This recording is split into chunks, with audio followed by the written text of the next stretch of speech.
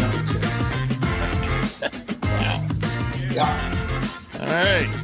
Welcome back to welcome back to HPP, the podcast that covers college basketball and the NBA draft inside and out. I'm Rich Harris, and thank you for joining us again.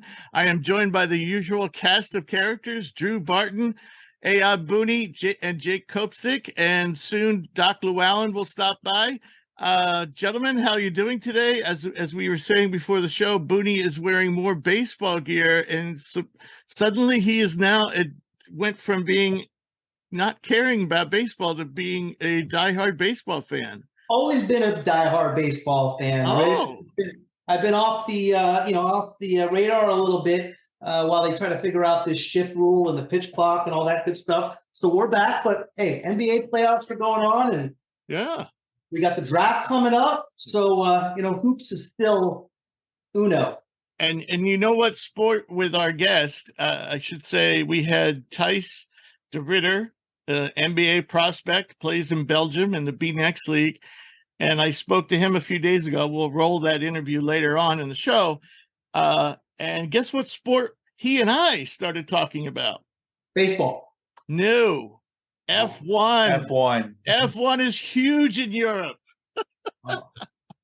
And it was the day after the Miami Grand Prix. And he and I, it's funny, apparently him and his agent have these fights. One is a Max Verstappen fan, like myself, Sure. and that's Thijs is too.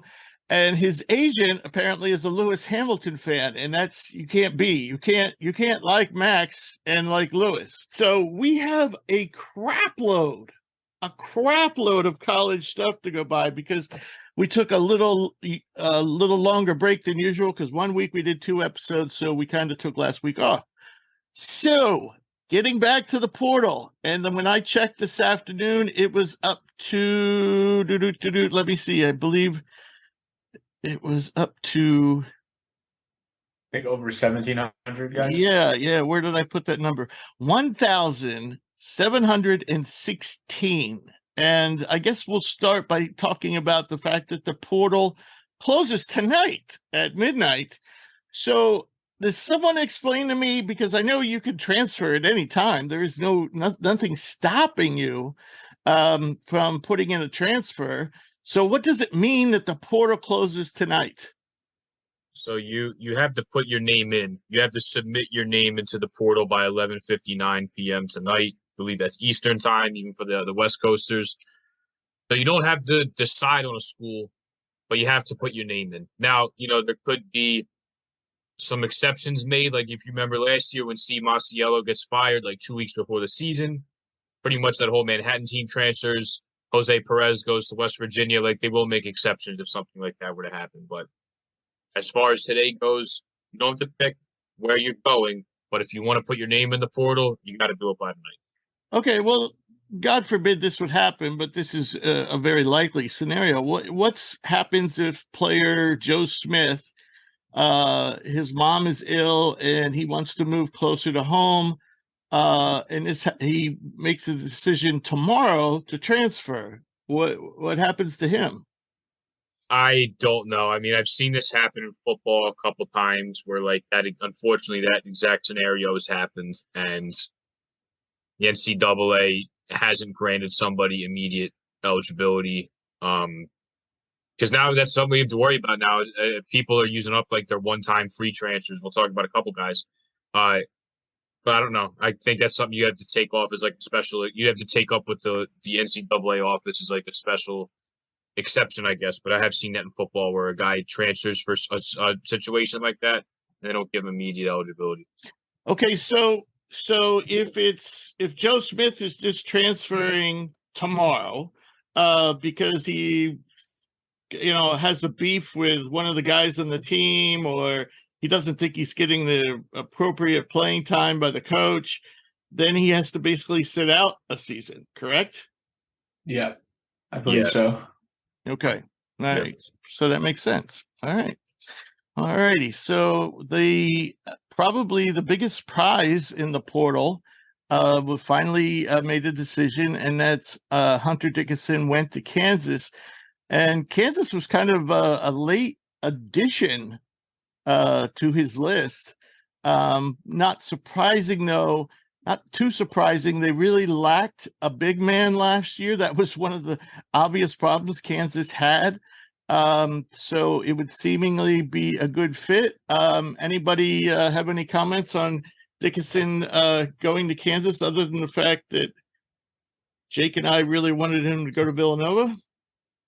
So it's he had some comments yesterday, the day before, that was like he was making like very minimal NIL money at Michigan, and he had a comment that was basically like, people would leave a job for like a $10,000 pay increase or something like that. Like, and those are the people that are yelling at me about leaving Michigan. So I'm sure he's getting paid a lot of NIL money at Kansas. But here's another thing: you look at all the teams that were recruiting him: Kentucky, Villanova, who's got a young point guard, Mark Armstrong. Kentucky's bringing in a bunch of young guys. Sabri Wheeler left. Maryland, Georgetown is reloading with Ed Cooley. The best point guard that you could have played with of all the guys of all the schools that wanted to bring Hunter Dickinson as a transfer, DeJuan Harris was the best point guard you could have played with. His ability to maneuver a pick and roll, to find the big guys for lobs, to find them for dump off passes. Like, he's just such a maestro in a pick and roll. Really, really high assist to turnover rate. Won't give the ball away a lot. The best point guard situation you could have had was going to play with DeJuan Harris. And not only is Hunter Dickinson huge because it gives him an actual center and a real five, but now if you're Kansas, you have a guy who allows you to play different styles here. You can play small with a KJ Adams. Now you can play big with Hunter Dickinson. So NIL money, point guard situation. Or you could play them both together too. Yeah, or you could play them both together too. So I like a scheme fit, Bill Self, NIL money, point guard play. This was the best fit for Hunter Dickinson. So then the fallout from that is that Ernest Uday and Zubi Ejiofor both put in for the portal soon after. Uday is a traditional big who was impressive at times last year, but didn't get consistent playing time. Ejiofor had actually passed him on the depth chart at some point, but then he got injured, and so then Uday, got his backup big man job back. And then, of course, Zach Clements, before Hunter Dickinson announced, put in for the portal, and he signed with UC Santa Barbara recently. So Kansas has lost 3. These guys are all freshmen or sophomores. They're also all 4-star players, all top 100s. They're all gone. So any comments there? I think Dickinson makes him a national championship contender. And I think Jake nailed it with the DeJuan Harris. I think that's what really came down to it for his decision. Who is going to be the best point guard possible that he can play with, that's going to get him the ball, that's going to let him flourish in certain situations that highlight his game in order to improve his draft status, draft stock, excuse me. But as I think Kansas knew, and it was expected once that decision was made that Okafor and Uday were going to hit the portal. And as far as player for player, I don't think there's much of a comparison between those two and Dickinson. You got Harris, you got Morris, and Dickinson. You got a team that is right now right in the mix to win the national championship. Right. Now, you mentioned Morris, and that's Ontario Morris. He, too, signed since we were last on the air. Of course, he's a 5-star from Texas who went to Kansas.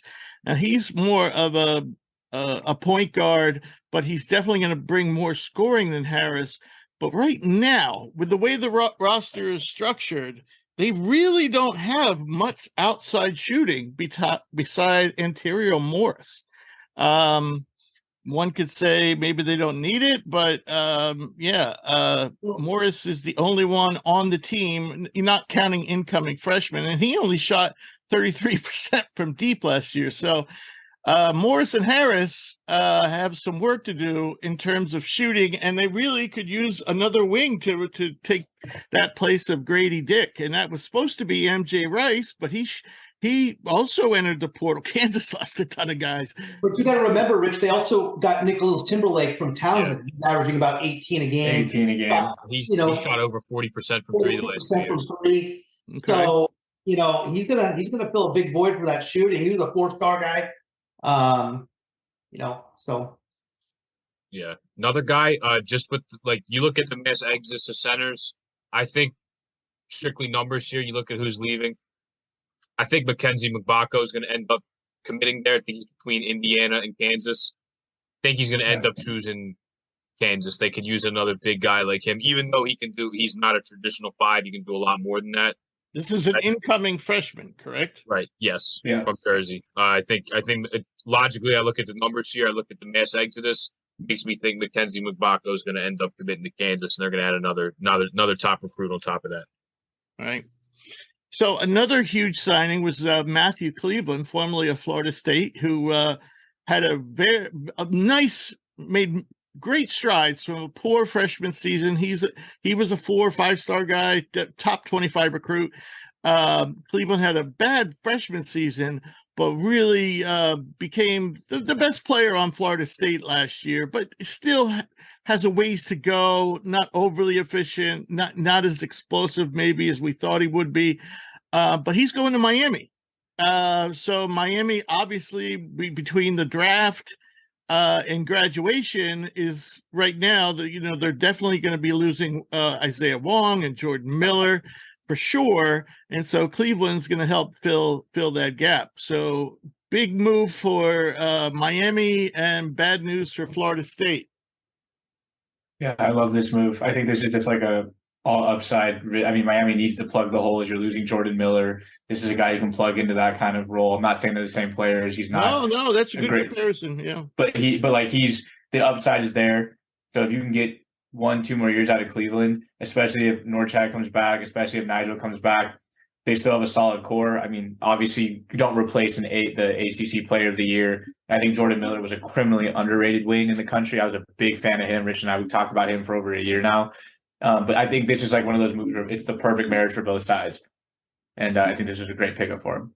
Yep, I totally agree. So now we have another good signing for California, who lost most of their team, much to the delight of everyone who roots for that team. And they're slowly starting to replace them. And probably the best player they've brought in to date is Jalen Tyson at Texas Tech, tremendous defender, former 4-star. But I don't think he was a 5-star, but he was close. Definitely a top 50 guy, very athletic, raw offensively. But yeah, they got Devin Askew, and he's the one holdover that stayed around, which is good. And they have AMAC coming in to give them inside scoring. So what do you think, Booney? How are your Cal Bears looking? Don't forget about Keontae Kennedy, too, from Memphis. Right. He got a team. And then Mike Meadows was one of the first transfers from Portland. So if you really put together like a starting 5 right there, you got Askew right there, you got Meadows, you got AMAC, Jalen Cone, and you got Keontae and Jalen Tyson. I mean, that's more than 5 right there. But so, geez, they're all of a sudden contenders. Just like that. I mean, the power of the portal. Yeah, exactly. Yeah, I love what Madsen's done, man. I mean, you can make an argument last year. They had really one high major, like a legit high major player in Askew. And all of a sudden he just brings in 4 or 5 guys that are instantly going to be rotational pieces, if not starters. I mean, to flip the script that quickly is impressive. It just makes it all the more sad that Stanford didn't go make a bigger push to land Madsen. But I mean, in my opinion, this is my favorite job in the portal. I know, like, you look at guys like Ryan Nemhard, Hunter Dickinson as overall bigger names, but in terms of a team using the portal to its fullest extent, I think Madsen's hands down, in my opinion, is one. Taking arguably the worst team in college basketball with one guy that probably deserves to play in Power 5, Power 6 basketball, and now you have a whole roster of guys. I mean, I know they're not going to be the favorites to win, the Pac-12, understandably so, but this team is going to surprise a lot of people, I think.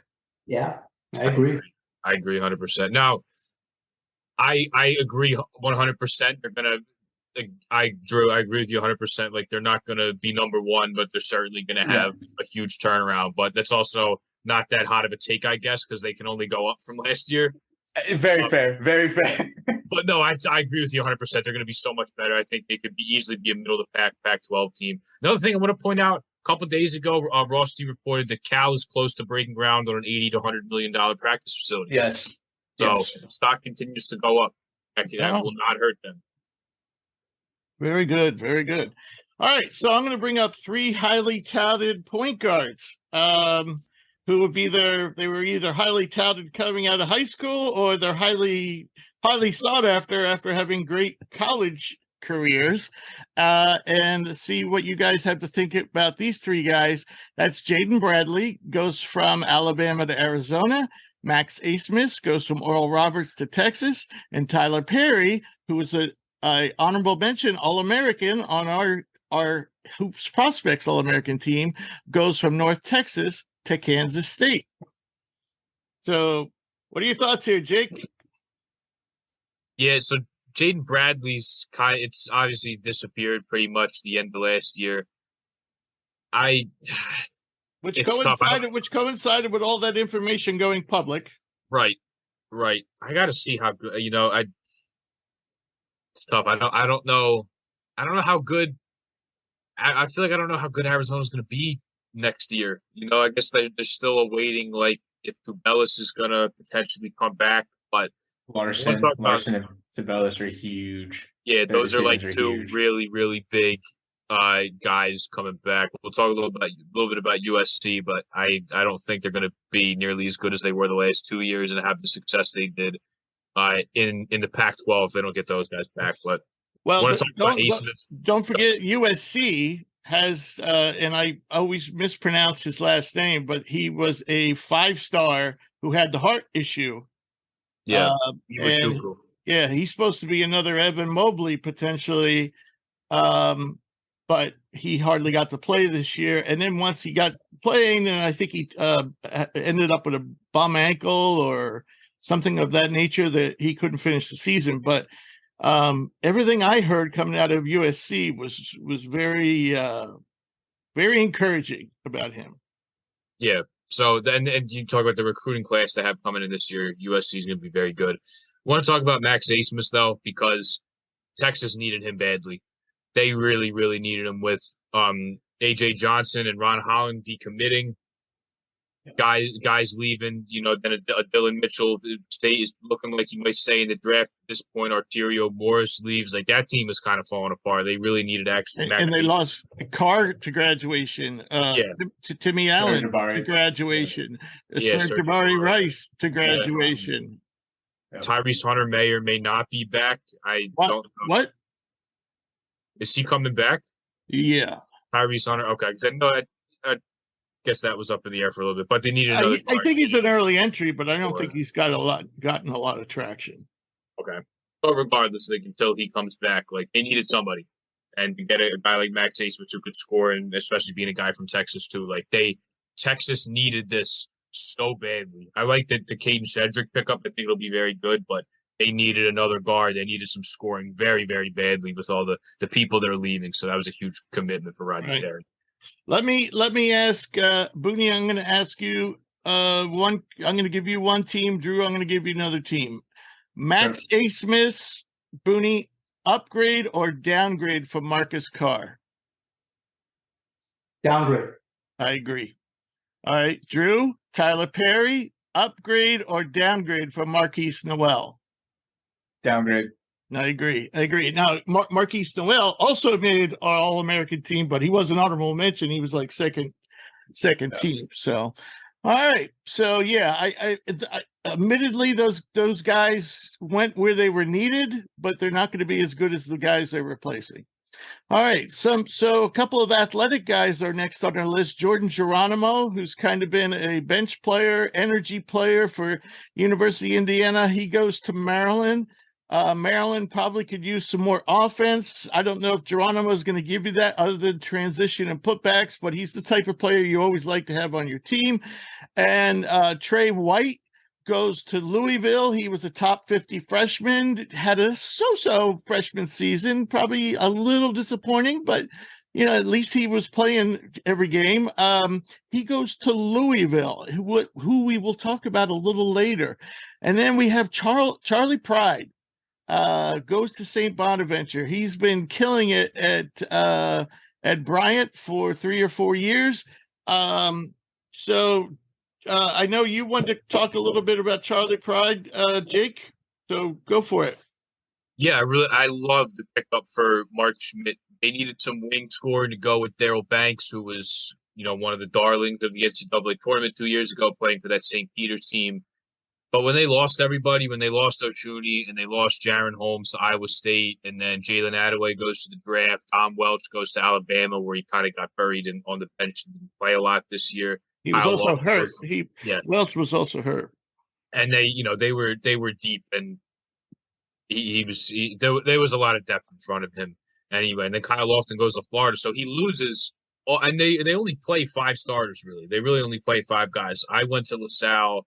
Not last year, the year before. It was like the COVID kind of ravaged season. St. Bonaventure was on like a 16-day layoff or something like that, or maybe more than that. And the game went to overtime. It was their first game back after a huge layoff. And the starters played all but like 3 minutes. Like, that's just the kind of they were like. Was Tom Thibodeau coaching them? I just don't know if they had anybody else. Like, that's what they always did. Even that team that made the tournament the year before, lost to LSU, they had no depth. So they really needed a guy like Charles Pride. I like some of the freshmen that he's brought in, but they need another wing scorer. You got a guy who scored over 1,500 points in 4 years at Bryant, shot 37% from 3 last season. This is exactly what Mark Schmidt needed in the A-10. In a conference that I think will actually be solid this year. There's a lot of movement going on, but look, Mark Schmidt, for my money, one of the best X&O coaches in the country. I would put him up there in like that tier of really good ones. He gets himself a really good wing scorer. They're always going to be competitive, even if on paper they don't look like they're that good. Right.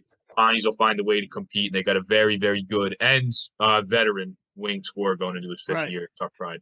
And unlike most guards coming from a school like Bryant, Charlie Pride is not 6'1" or 6 foot or 5'11". He's like a legit 6'4". Mm-hmm. So he's on our draft board.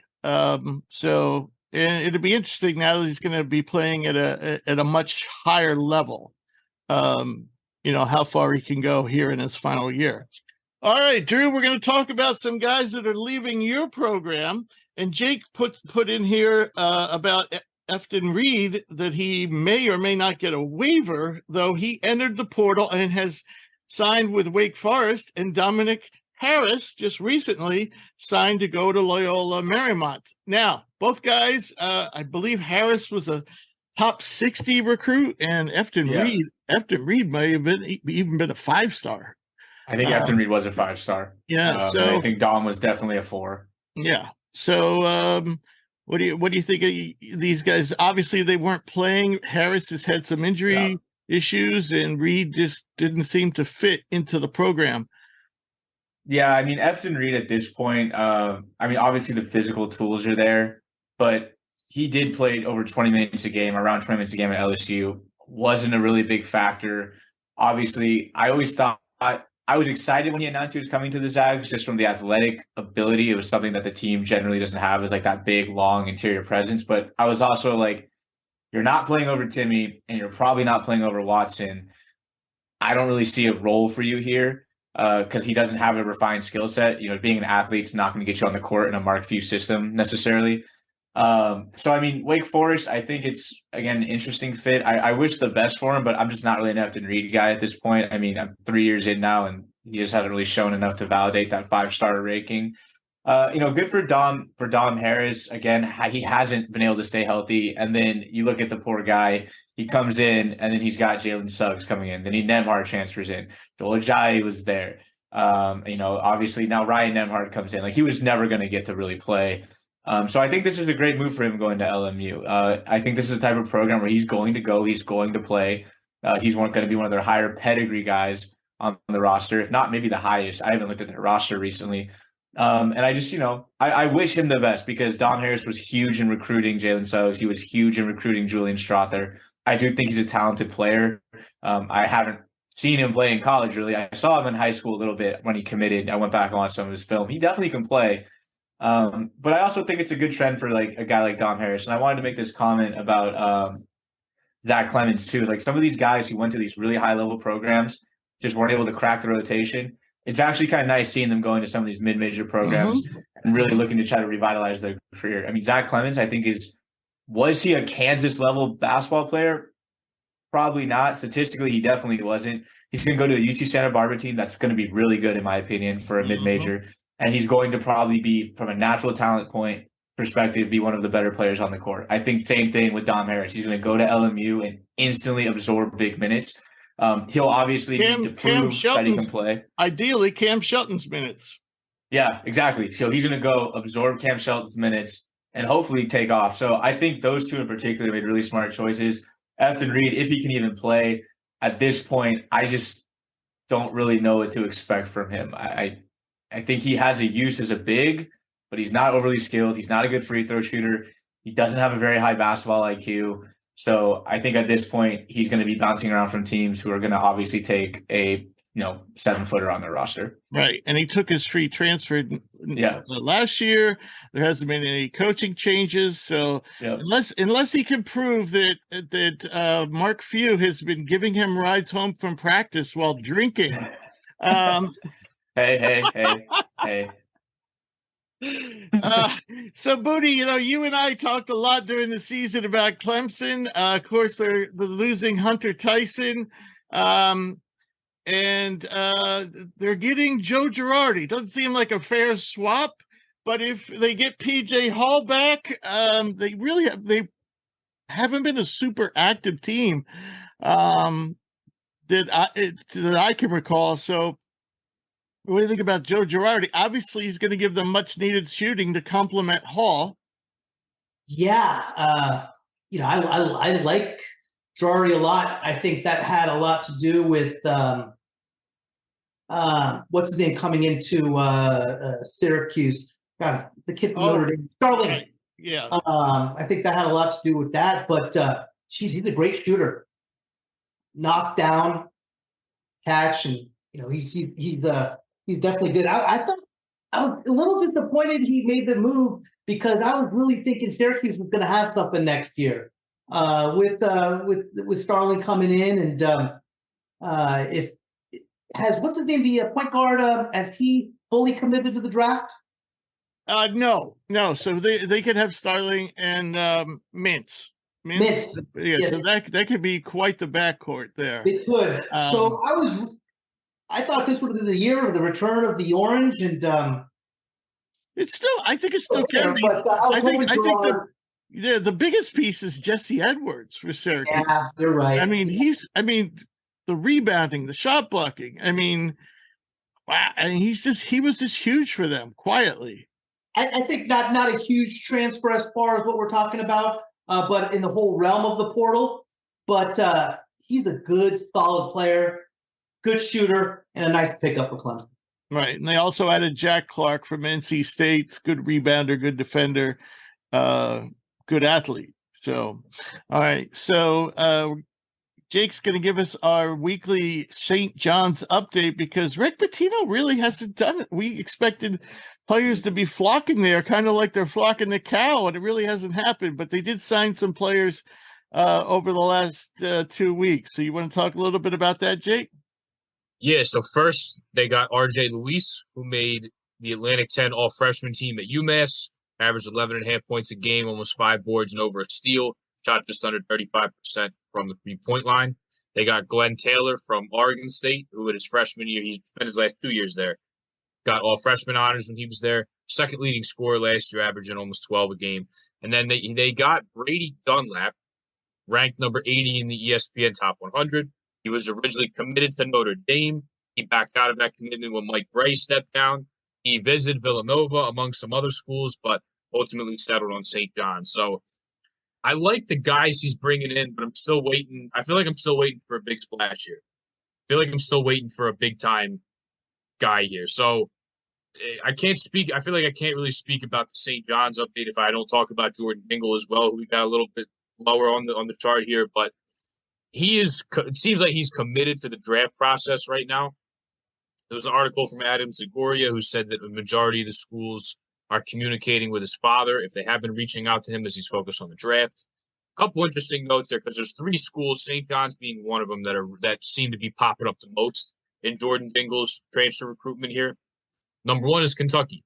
That's because his father, Dana, played at UMass for 4 years under Calipari when they made the Final Four in 1996. The other 2 are Indiana.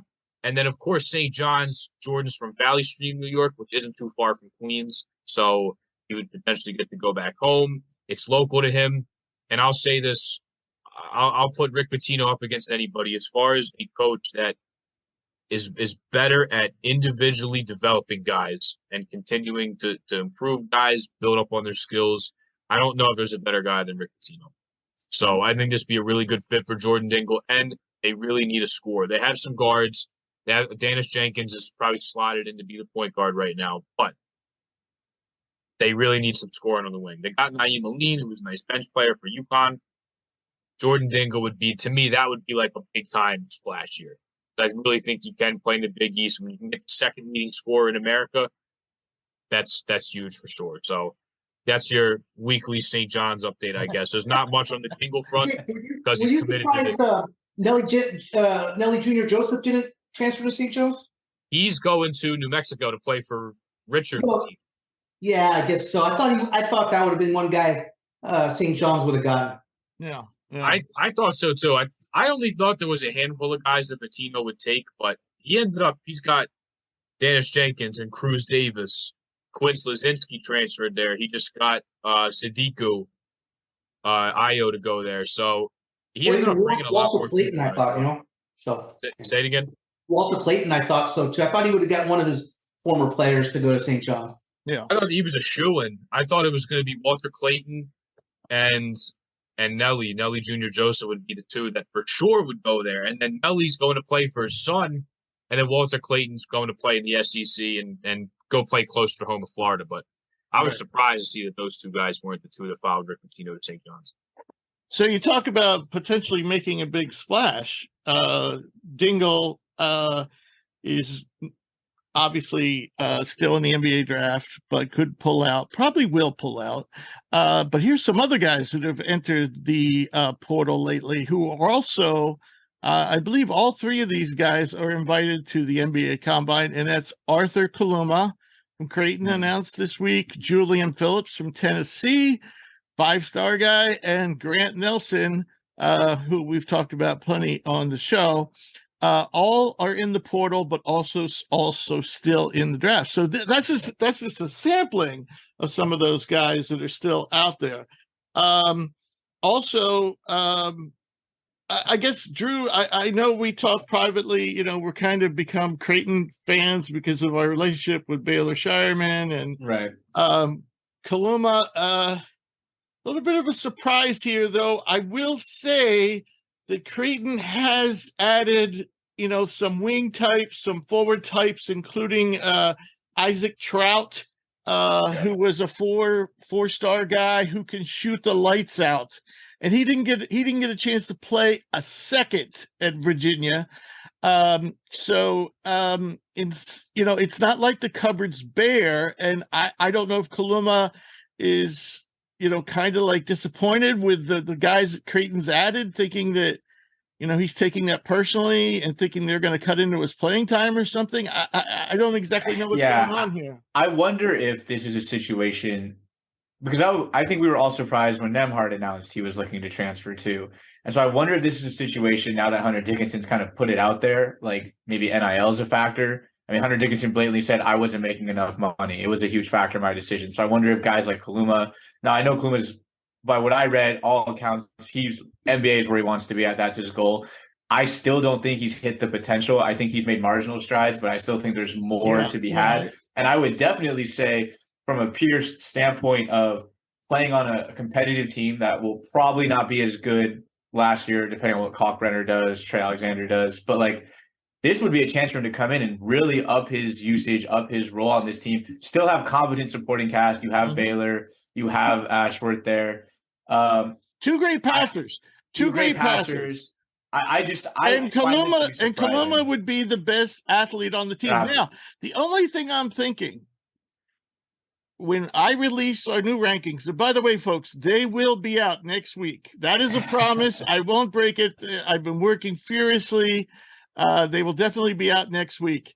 The only thing I'm thinking, Kalkbrenner, when I release my next rankings, it's going to be right on the edge of the first round.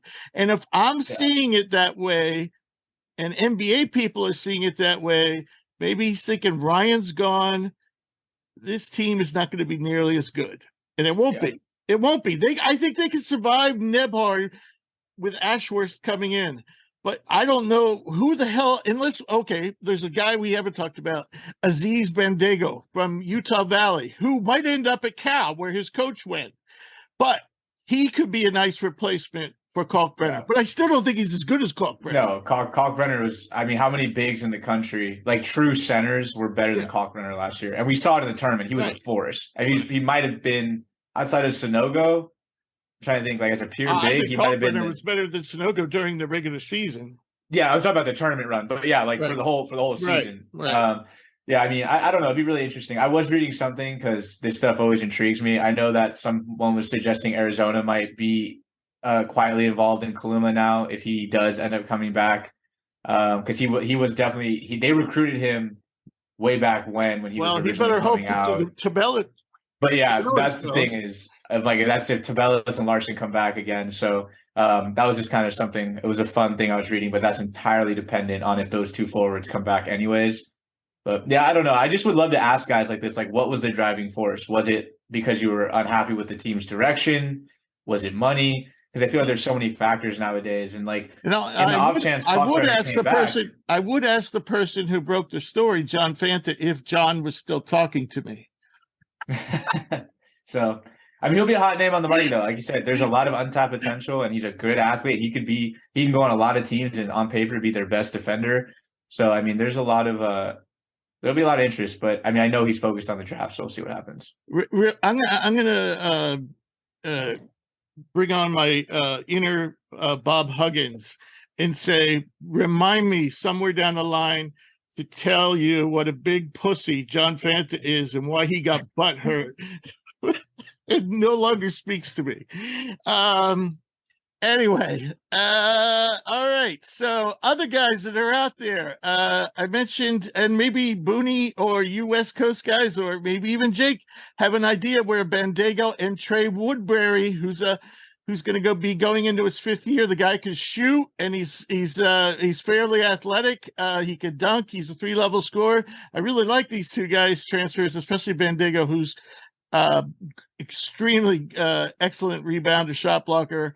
They are both in the portal. Anybody hear anything about them going to Cal following their coach? I haven't heard anything as of yet. I like Bandego though. One of the first games I saw him play was against at Oregon, and he had a follow-up on a shot, and it looked like he jumped over the backboard. He had that much athleticism. Yeah. 22 years old. I like him, but I haven't heard where he's going. I haven't gotten anywhere yet. Yeah, they were actually recent additions. I thought they'd be in the portal sooner. But they didn't immediately follow their coach. Other people who have entered the portal, Isaiah Miranda. So get this, he comes to NC State early, doesn't play, and then enters the draft, even though he didn't play a minute. And then also on top of that, now he's in the portal. So NC basically just sat around NC State for a semester, and now he wants to leave. So I'm not sure why. But anyway, he's a top 50 recruit and is now in the portal and the draft. I don't see him getting drafted. Alan Flanagan was on the show last summer. Nice athletic wing from Auburn. Surprisingly entered the portal. Connor Vanover also in the draft. put his 7'5" center from Oral Roberts in the portal, and Mongolian Mike Shavajemps has entered the portal for unknown reasons. Unknown reasons why he is bothering with the draft. Eat too, but yeah. Any comments about any of these guys that entered the portal, going all the way back to Julian Phillips? I think I'm seeing Ole Miss for Alan Flanagan. That's what I'm seeing too. Yeah. So That's what I saw as well. But quietly, Well, it's because his dad.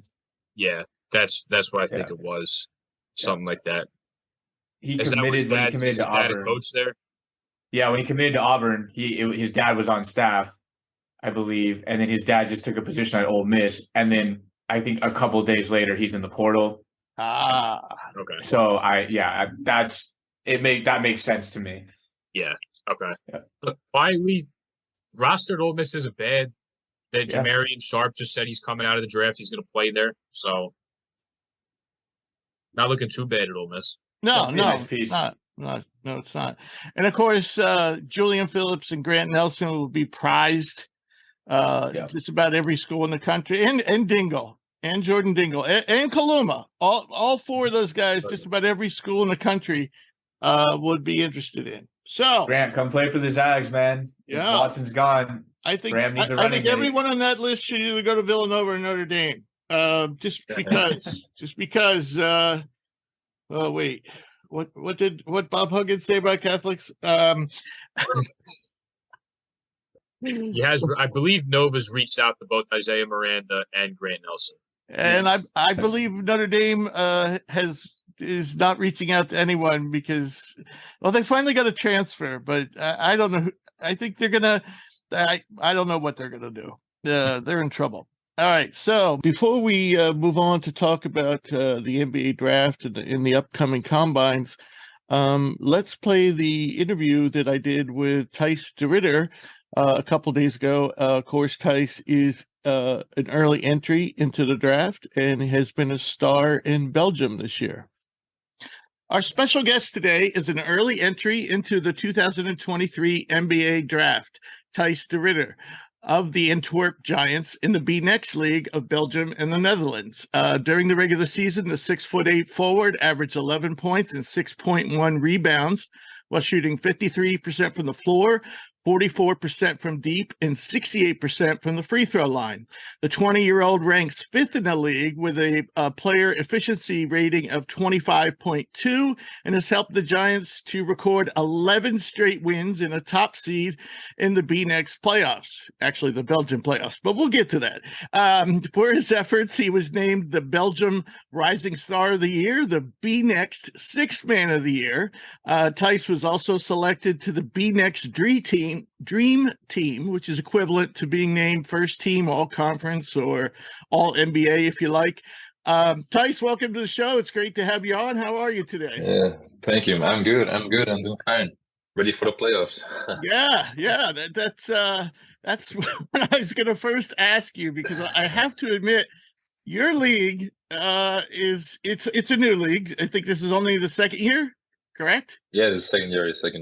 Right. Correct. So it took two existing leagues, the Belgian League and the Dutch League, and it combined them. So yeah. I'm sure eventually they'll probably make it less confusing. But right now, I have to say it's one of the more confusing formats. So let me tell you what I do know and ask you a few questions, and maybe you can clear up the situation for me. Yes. All right. Perfect.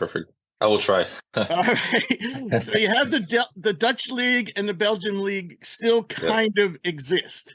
And you guys, for the first 2/3 of the season, play only each other. So only Belgian teams play Belgian teams, only Dutch teams play Dutch teams, correct? Yes. So then the top half of each division. Yeah, the five, Right. 5 from each division meet to form what's the Gold League, and the other 5 meet to form what's called the Silver League. Silver League, yes. Okay, so for example, this year you guys went 12-6 in the Belgian division, and you went 10-0 in the Gold League. Now, my one question is, in the Gold League, you only played Dutch teams, or you played both Belgian and Dutch? No, So you play the domestic league, just the Belgium teams. Those are 10 games. Then you come in the second phase of the competition, and that's called the BNXT League.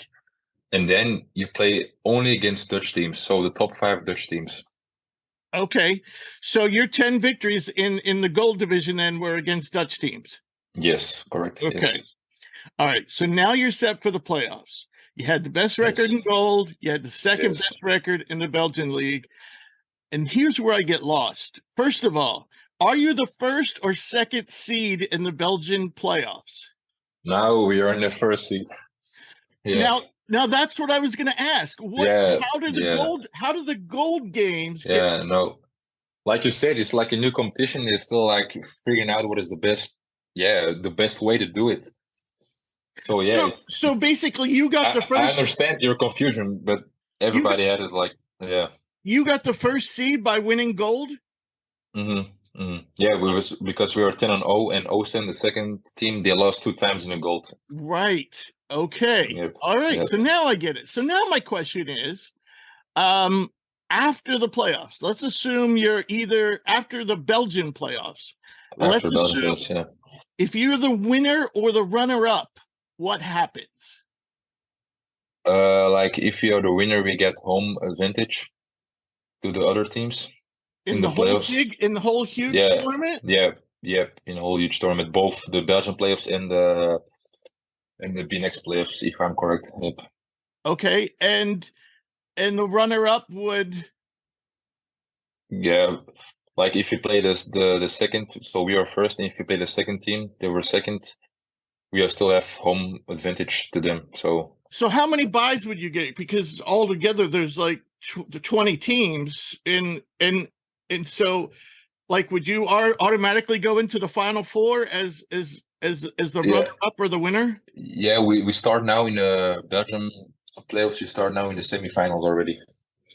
Gotcha. Yep. All right. So now my question is, people, without seeing it in front of you, because actually, I was on the BNXT website, and they have the big brackets followed by the 2 smaller brackets, and I'm like, oh my god. Yeah, it's really confusing. My question is, which to you? I know it would be nice to win both, but right now, from a Belgian perspective, which do you think is going to mean more? Or are they going to be about the same? Yeah, now at this point, I think everybody want to win the domestic playoffs. I think that's just still the main goal of the teams. Okay. I think in the loop of the years, I think it's gonna be the BNXT. But for now, I think for now is the domestic phase still. Right. Domestic playoffs still the big prize. I figured you were going to say that. And I think one of the reasons, at least from a Belgian perspective, is that your arch rival, Oostend. Yeah. Am I saying that right? Oostend? Yeah, Oostend, yeah. Oostend? Yeah, Oostend, yeah. Oostend. Okay. Has won 11 straight Belgian titles. Yeah. Now, you guys faced them in a home and home back-to-back in February, and they swept you. However, as we noted, they lost 2 games in the gold division. You didn't lose any. So that's got to be encouraging right there. But for those who don't know... and we won the cup game against them. Oh, I did not know that. The Belgium Cup, it's a different league, and we play the cup like any other country in Europe does. Right. And we played them in the finals, and we won the cup for Belgium. Nice. I did not know that. So that's nice to get that off your back. So for those who don't know, if you're following BNXT, the guys on their team, that Oostend's team, you would know would be Bryn Tyree, played for Ole Miss, Alex Porcello, played at BYU, and of course our old friend Rens Blyenberg, who was on the show when he was leading up to the draft. So you guys look like you're on a collision course. How do you like your chances? And I didn't know when I wrote that question. I didn't know you had already beaten them once this year. But how do you think you stack up against them? Pretty even? Yeah, pretty even, because we get the confidence now because we're 10-0, and I think it's gonna be special if we meet again in the playoff, in the finals, yeah, it will be pretty even, I think. Yeah. And it'll be best of 5, right? Yeah, best of 5. Yes. And you'll have home court. Yep. Yep. Great. Yep. Great. So what's the attendance? What's the capacity at your arena? About 4,000 or 5,000? Yeah, kind of. We're for sure bigger than Ostend. I think we have the biggest in Belgium, Right. because we got a quite big arena now. Yeah, I think it's 4,000. Yeah, maybe like that. Maybe 5. I think. Yeah. Right. And so I would assume that attendance has got to be pretty good this year. This is probably the best since I've been watching, this is probably the best you guys have looked. And, I mean, there have been years like when Vrens played for Antwerp, they were like the second best team, and they had it, they were good. but this year it looks like you guys are pretty much evenly matched. So has attendance been good? Yeah. I think it's always Giants and Ostend is always like the big competitive teams of the league. So yeah, it's always the big rivals. And has attendance been good at home? Yeah. Do they have a nickname, by the way? Like you were the Giants. Are they like the Marshmallows or? No,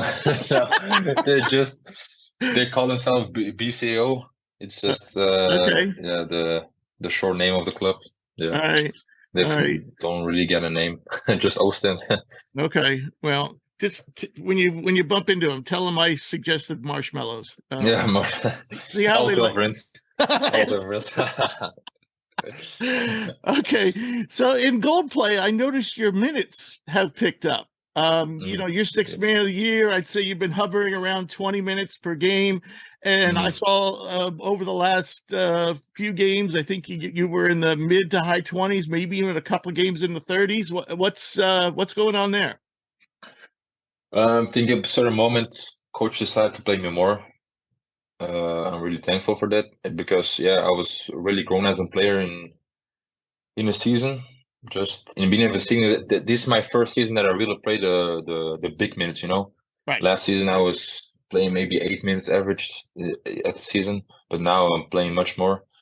And and then I was the second 4, and our first 4, Reggie Upshaw, he got a little bit injured, so I started a few games, and I picked up my minutes, and do you like that. Reggie's the one guy on your team from America that, well, there were a couple, but I don't know if they're still with the team or if they're hurt. Like Mo Watson, I was familiar with. Is he still? He got kicked out. No, he got kicked out before Christmas. So yeah.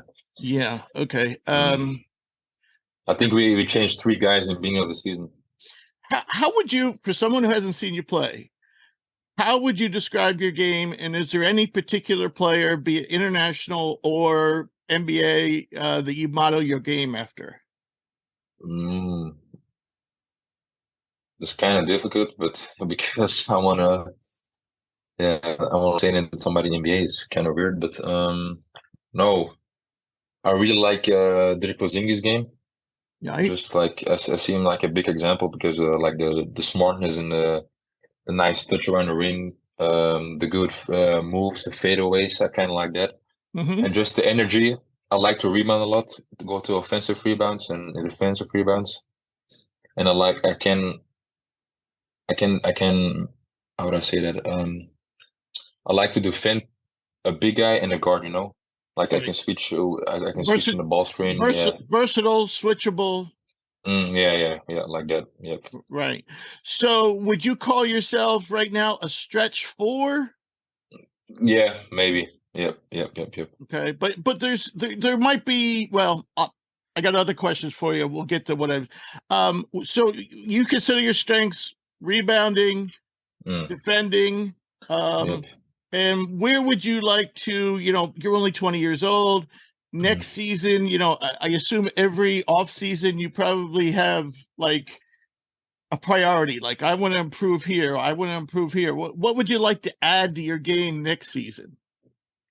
I think want to go my free throws. I want to rise the percentage a little bit, because 70% is not enough in my vision.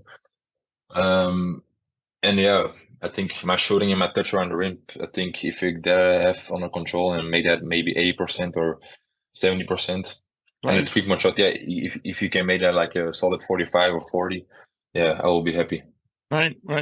Should be noted that I noticed, in watching clips, you often go to your left hand to finish, which is a nice skill. Yeah, left.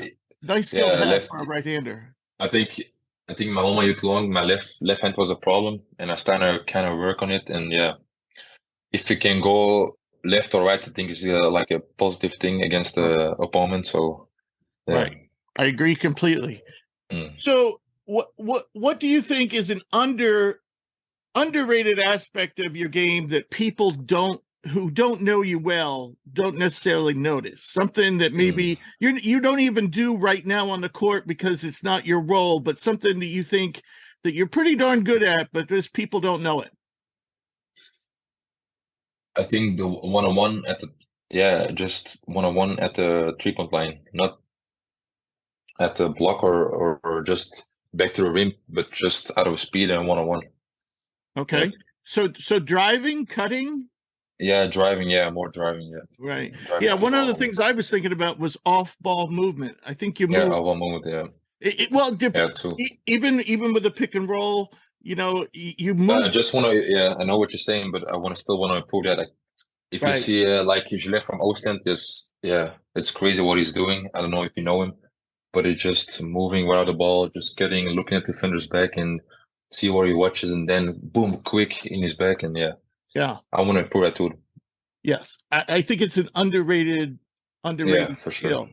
So how about intangibles? I've seen you. You seem to be a pretty. I don't want to call you emotional, but energetic, enthusiastic guy. I've seen you get really excited, when you make good plays. I've seen you get a little angry at referees when they don't give you the call. How would you describe your intangibles as far as leadership and energy and effort and things like that? Yeah, I think my energy as a player is real high because I like to give my teammates like a really good energy in the game. And and the complaining about the refs, I just love the game, and if something's not right I'm just so excited, like you said, and I just want to do the right thing and just do some good things for the team, and Okay, you got to get this move down. You got this one down, okay? Yeah. But you got to get this one down. I hope we will. I will do it next time, and I hope we will help. All right. So I understand that you come from a basketball family, and I guess there's a lot of people in your family that play basketball. I was hoping that maybe you could talk about that a little and tell me how that influenced you growing up and playing as a basketball player. Yep. My mom played always basketball. My dad played always basketball. My mom was playing first division here in Belgium, together with Anne Wouters. Maybe you know her. She's now coach of the Chicago Sky with the WNBA. Right, yeah. She's a very good player. I used to be a very good player. And my dad, always played in Belgium in third division here. I got my older brother. He's still he's playing basketball. He's 2 years older than me. He's now playing in second division, but next year the club will go to first division again, the Kortrijk. And then I have a younger brother. He's playing basketball also at Giants. So it's a really big basketball family. Wow. And what league is your older brother in? It's the second division from Belgium. Okay. He used to play with me last year with Giants too. Right. But he decided to go to another club. So yes. So there's three of you in the Belgian system. Yeah. Wonderful. And does your dad coach now? No. He's just regularly working at the port here. Okay. The port of Antwerp. So right. Yes. Right. So, you applied for early entry in the draft, and of course, if you don't want to stay, you have till June 12th. But where are you in that process? Have you heard from the league? Have you heard from teams? How's that going to work with the playoffs? Are you planning to come over here to? How's that? Where are you with that right now? Not far. I think me and my agents just want to focus now on the playoffs, and after that we can see what we're gonna do or what we're gonna do. I don't know nothing yet about the NBA or camps or whatever. Just waiting for after the playoffs, and yeah, it's kind of like that now. Okay. Nothing special. When special. will the playoffs be officially over? When will everything be all over? If we go all the way, still, I think 6th June. Yeah, 6th of June. That doesn't leave you. That doesn't leave you a lot of time. Yeah, I know. Yeah, between there and the deadline. Okay. Yes. All Especially we have like the national team too in the summer. So yeah. Well, that was going to be my next question. Summer. Yeah. I knew you were on the national team, and what's going on with them? Yeah, we still have I still have to play the under-20, like the big European Championship. Right. So yeah, we're gonna see what we're gonna do about it, and after that is gonna be the big national team with the older guys. It's the pre-Olympic qualifiers. Mm-hmm. So yeah, it's gonna be a busy summer for me. So pre-Olympic qualifiers are they later in the summer? Yeah, I think they're in August. From 12, I think they start 12th of August. Yeah. So you're really not going to get much of a break at all. No any rest. No off season. And the NBA guys complain about back-to-backs. Yeah. So, wow. I love my sport, so yeah. I love to do it. Yeah. Yeah, that's the way to be. That's the way you succeed. For sure. Getting back to the draft, what was your goal when you put your name as an early entry? Because typically, let's talk about Vrens. You know Vrens, I know Vrens. So what he did was, I think the season was over, I believe, for him. And so he came over here and worked out, at different events. You're not going to have that opportunity. So what's are you trying to just get a sense of where I think Friends did it at his last year. I think it was 22 or something. It was 2021. Oh, yeah, so he was 21 or something. Yeah, of 22. Well, yeah. No, I think he was 20. I think he was your age at the time.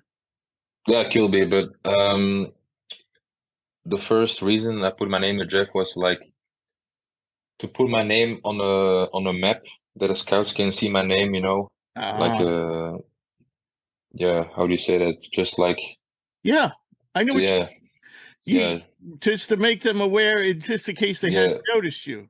Well, I will say, before you applied, I knew who you were, and it was kind of funny because I don't know, it was early on in the season, and I always track the big leagues in Europe to see what young guys are doing well.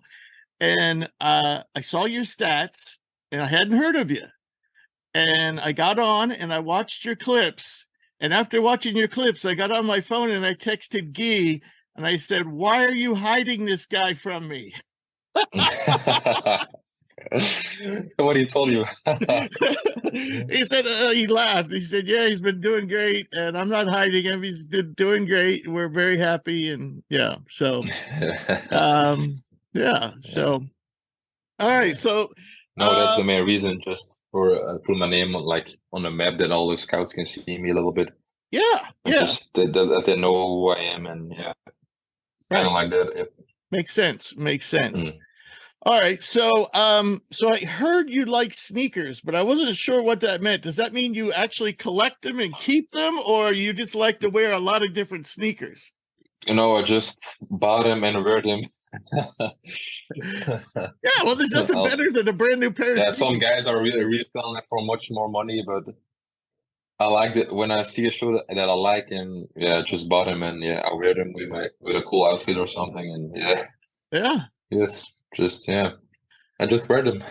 So how many pairs of sneakers do you think you have? It's not crazy. I will say it's nothing crazy, not like other guys, because maybe 20 Oh, okay. 20, That's yeah. not too bad. That's not too Yeah, bad. it's not too bad. Yeah, it's not too bad. All It's not right. too bad. So when you're not practicing, playing, traveling, what do you do for fun? Do you have a particular hobby? Watching basketball, of course. It's now like the EuroLeague games now, so I'm watching Right. a lot of basketball now, and of course the NBA playoffs. Right. And I love cars, man. Like the crazy cars. I just love cars, and I do gaming too. I love games too. Like Right. I'm playing now Star Wars, a new Star Wars game, for Oh, example. okay. I play 2K. Yeah, everything. I like games, All and I right. like cars. All right. Well, let's talk about cars, because for me, even watching the NBA playoffs isn't overly relaxing to me, because a major part of my job is watching basketball, and I can't kind of turn it off. Like I'm always like watching, what they're trying to do, what they're, what schemes they're trying to run, how they're trying to, and then I try to apply that to people like yourself. Can Thijs do that? Can Joe do that? You see what I'm saying? I can't turn it off. I can't. So I found a sport that I can watch, and I can totally tune out basketball, and that's F1. And you and I were talking about F1 before we got on. So is F1 your favorite racing sport? Yeah, for sure. I think the best racing sport you can watch now at this moment. There's so many action, and now it's kind of boring because Red Bull is overtaking everyone. But yeah, for me it's positive because I like Max Verstappen a lot. So right. Yeah. Right. And for those who can't see me, I am wearing a Red Bull hat and a Red Bull shirt. Max is also my favorite driver. So did you watch yesterday's race? Yeah, yep, Miami, yes, for sure. Yeah. Yeah. I agree that Red Bull is so far superior, but I think something's happened that nobody expected, and that's that Sergio Perez, is giving Max, a run for his money in the championship. So we get to watch them battle out, and then we get to watch everybody else battle it out for third. So I still think it's pretty interesting. Yeah, for sure. And I think also Checo Perez is the best teammate for Max Verstappen, I think, in F1 now. Yeah. Because if you see the last years with Albon and the rest of those guys, yeah, they were still they want to win too. And you saw last year with the champ, I think 2 years from now, 2 years ago, he was defending with Lewis Hamilton, and yes. Yeah. And I think he's just the best teammate so far. The last one. That was the last race. There was some friction between Max and Checo. Yeah, last year. And my wife is also a huge fan, and she was kind of like mad at Checo because Max was mad at Checo, and I was like, wait. Yeah. If it wasn't for Checo, he wouldn't have won that first year. We can never forget that. Yeah. And Checo of course, is a really nice guy. Yes, and of course, your agent likes Lewis Hamilton, and so obviously you need a new agent. I mean, that's the conclusion I draw from that. I'll tell him. All righty. Well, Thijs, it was great to have you on. I wish you the best for the rest of the season. And thank you for inviting me. Yeah, and I'm definitely going to be watching the playoffs moving forward. I think it's going to be really fun this year. And and come back and visit us. I know you for sure. Obviously have a busy schedule. I'll keep an eye on how you're doing in under 19 or under 20 and with the national team, and maybe we could squeeze another one in there over the summer. Okay, perfect, man. I'm in. All righty, buddy. All right. Thank you for inviting me. Yes. Good luck. Yeah, it's a real pleasure to meet you. Bye-bye. Moving on to some other college/draft news, we have Dariq Whitehead says his foot never properly healed this year and is getting a second foot surgery. Now, to my knowledge, Whitehead hasn't definitely committed to the NBA draft, but I don't know that for a fact. But the last time I heard, he still had the option to return. Obviously, that all depends on the agent he's chosen, so I could be wrong about that. But it would seem to me He won't be able to perform at the combine. He won't be able to perform at Summer League. So basically, he's going to be sitting around for a year or be playing or relegated to the G League. And he's probably going to be a late first-round pick where we once had him as a top 10 pick. So to me, he's the perfect candidate to come back to school. Oh, man, Duke would be loaded. You bring the #1 recruiting class. You have Kyle still there. If he came back and even hit half of the potential we thought he had, it would be loaded. I don't know if Duke's got the room for him. You know what I think he's the perfect candidate for, Rich? Get picked late first round by a good team that won't rush you back. Yeah. To me, that seems like the perfect scenario for him. Go to a team that's like, hey, don't, like, we're not going to rush you back. You heal as much as you have to get back to 100%, and then we'll play in the G League. Whatever. But go to a good team that could potentially have something on your hands if they can just be patient with you. Right. All righty. So we're going to move on to the G League Elite Camp. They released their list of players. So now, here's what you know. If you are an early entry, or if you are just out of eligibility, and if you aren't on one of these two lists I'm going to read, that's either the G League Elite Camp or the or the NBA Combine, your chances of getting drafted are very, very slim at this point. So I'm not there's like 100 in total. There's like 100 and some guys here. But yeah, I don't know if we should go down and read the whole list. I guess what I'm going to do is read some of the guys who I thought might be good enough to make it to the NBA Combine. Now, I'm talking about the G League Elite Camp list, and out of these like 50 guys, there'll be about 5, maybe 6 guys will be invited to the NBA Combine. That doesn't mean that if you're on this list, there's still hope. But if you don't get invited to the NBA Combine, some of that hope goes down significantly. If you get invited to the NBA Combine after the G League Elite Camp, which is this weekend, and then the NBA Combine starts next Tuesday. So, yeah. So here's some guys that are on the G League Elite Camp list that I thought might be on the NBA Combine list. Janiah Broom of Auburn, Tyler Burton of Richmond, Colin Castleton of Florida, Tristan Da Silva of Colorado, Kendrick Davis, Memphis, Hakeem Hart, interestingly, is going, PJ Hall of Clemson, Demoy Hodge is on the list. Let's see, who else do we have? Matthew Meyer didn't get invited to the regular combine. Norchad O'Meara and Cliff Amore of Rutgers, Drew Peterson on the show not too long ago, Sirjar Bari Rice, and Mongolia Mike, Jacob Toppin, Hunter Tyson, and Antoine Watson. So as you guys look at this list, those are the guys I thought, may have made it to the NBA Combine, but didn't. Is there anybody on here that you, but at least the hope is still there, at least if you're on this list. But what do you guys make of the G League Combine, the G League Combine list? I'm just looking at the regular combine list.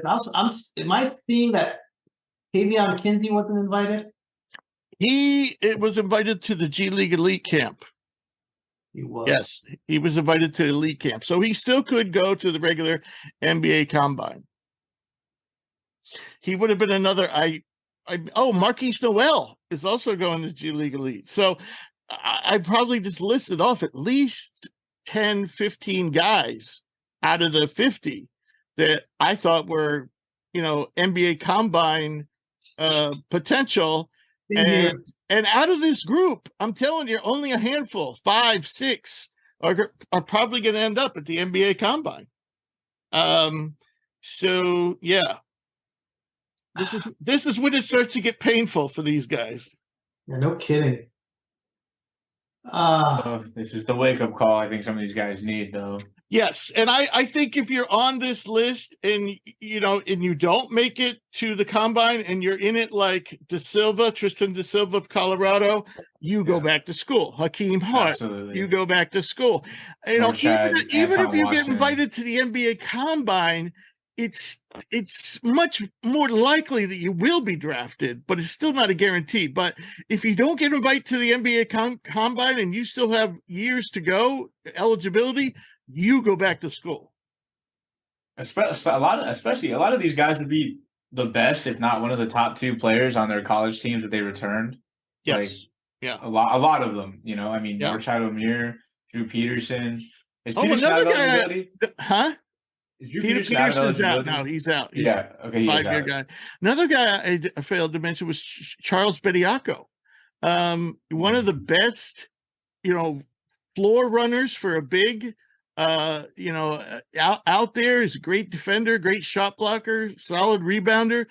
Doesn't have much offensive skill, but he has the things that the people want in the NBA out of a big. They want the quick feet, they want the ability to run the floor, and the ability to move defensively. And he has all that. But he's only a sophomore, so he's got plenty of time. All right.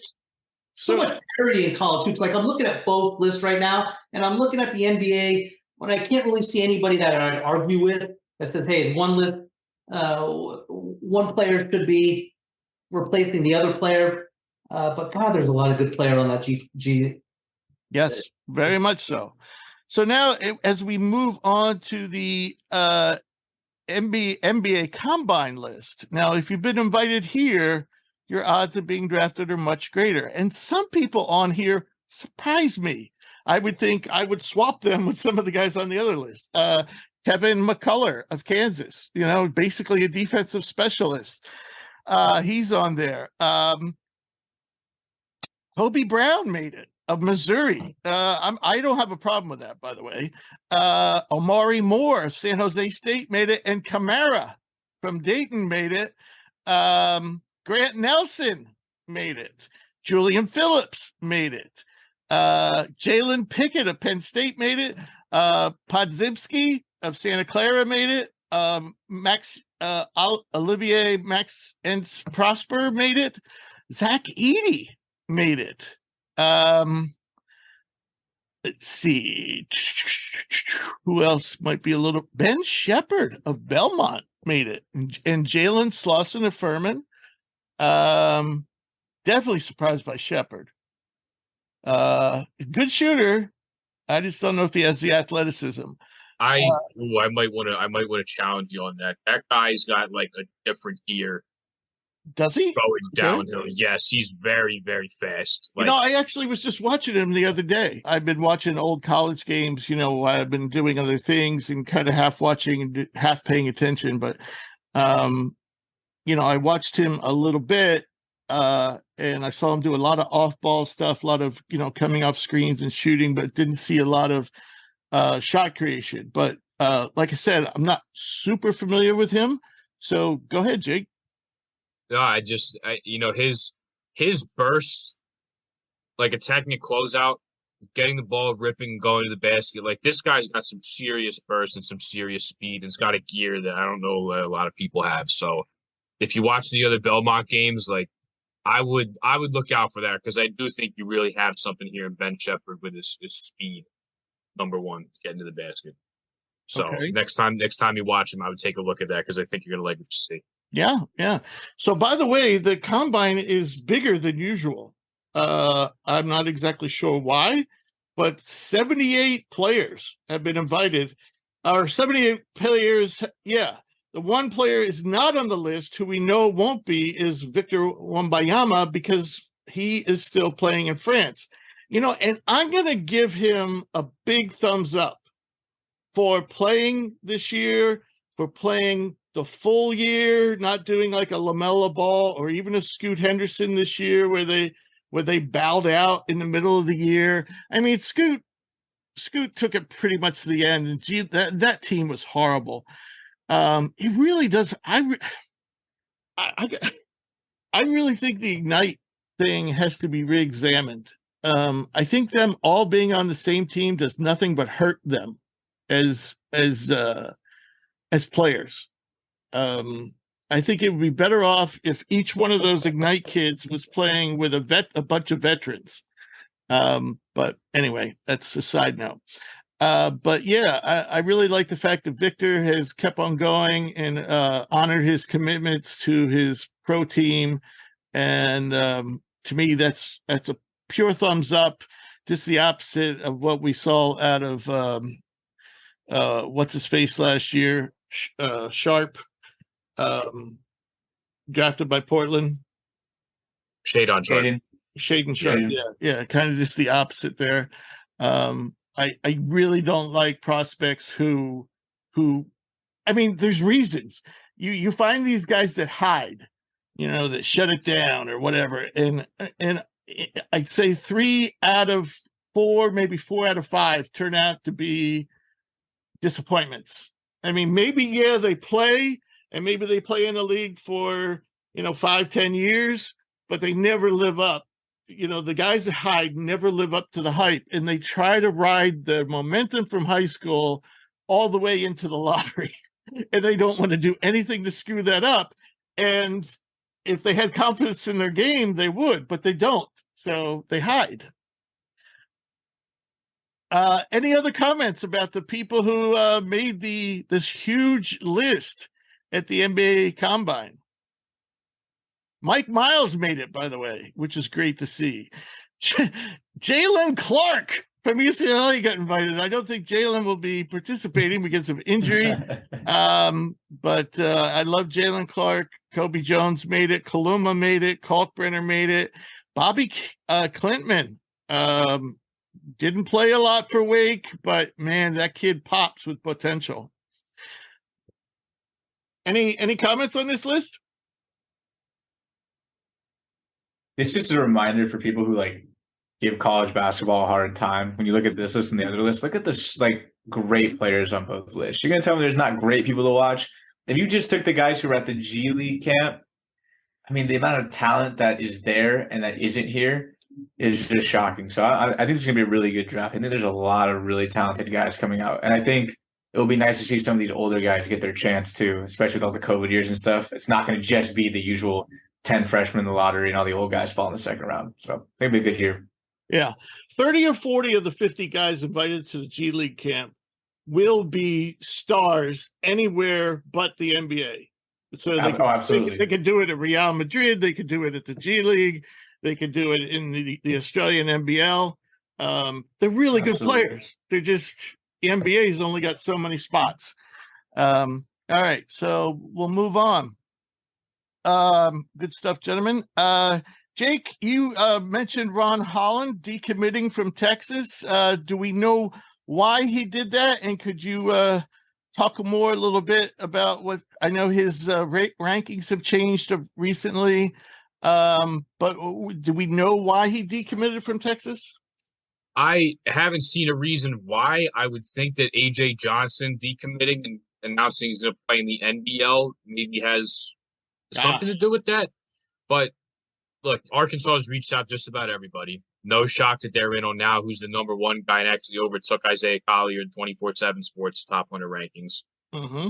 So no surprise there that Arkansas is reaching out to him. But also the G League's reaching out to him too. And now that he's the number one player, he's going to command a lot of NIL money, and if it doesn't match up to a G League contract, then hey, he might be out of the college game and might just go play with the pros, I guess. So I did see a crystal ball that had him going to Arkansas, but again, seems like the G League is actually a very solid option here, and he could just bypass the college route entirely. Right. Now, if you look at Isaiah Collier in the composite rankings, he's still, when you look at all the rankings combined, he's still the number one ranked player in the country, and he's going to USC, and guess who's joining him?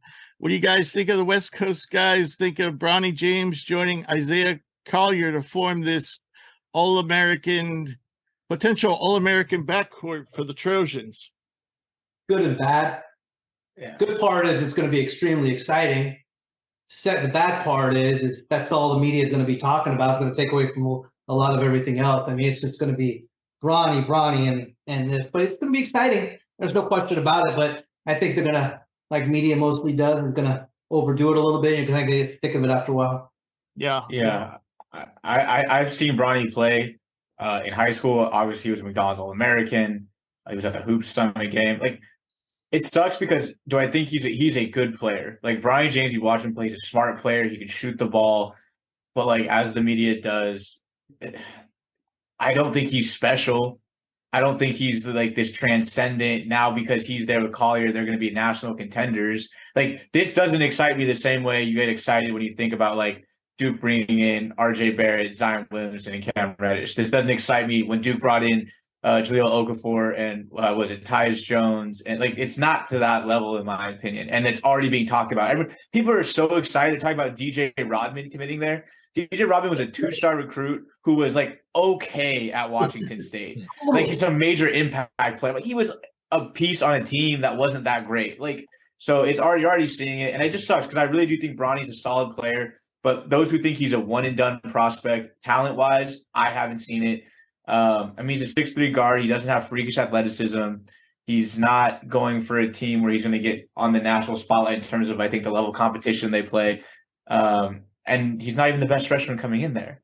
Yeah. Not to mention, they have one of the best scoring guards in the country in Boogie Ellis. Exactly. So Doc said when Doc reached out to us about it, I was like, he's going to be a role player. He's going to be – they bring in a solid center who actually played with Collier, I believe. I forget the kid's name, but he's also a 4-star top 50 guy. So he's the second, third best guy in their incoming class. They're bringing back Boogie Ellis. He'll be good. Anyone expecting him to go be an All-American and the top freshman in the country and do what Brandon Miller did this year, for example, is out of their mind. Yeah. I hope he doesn't kill someone.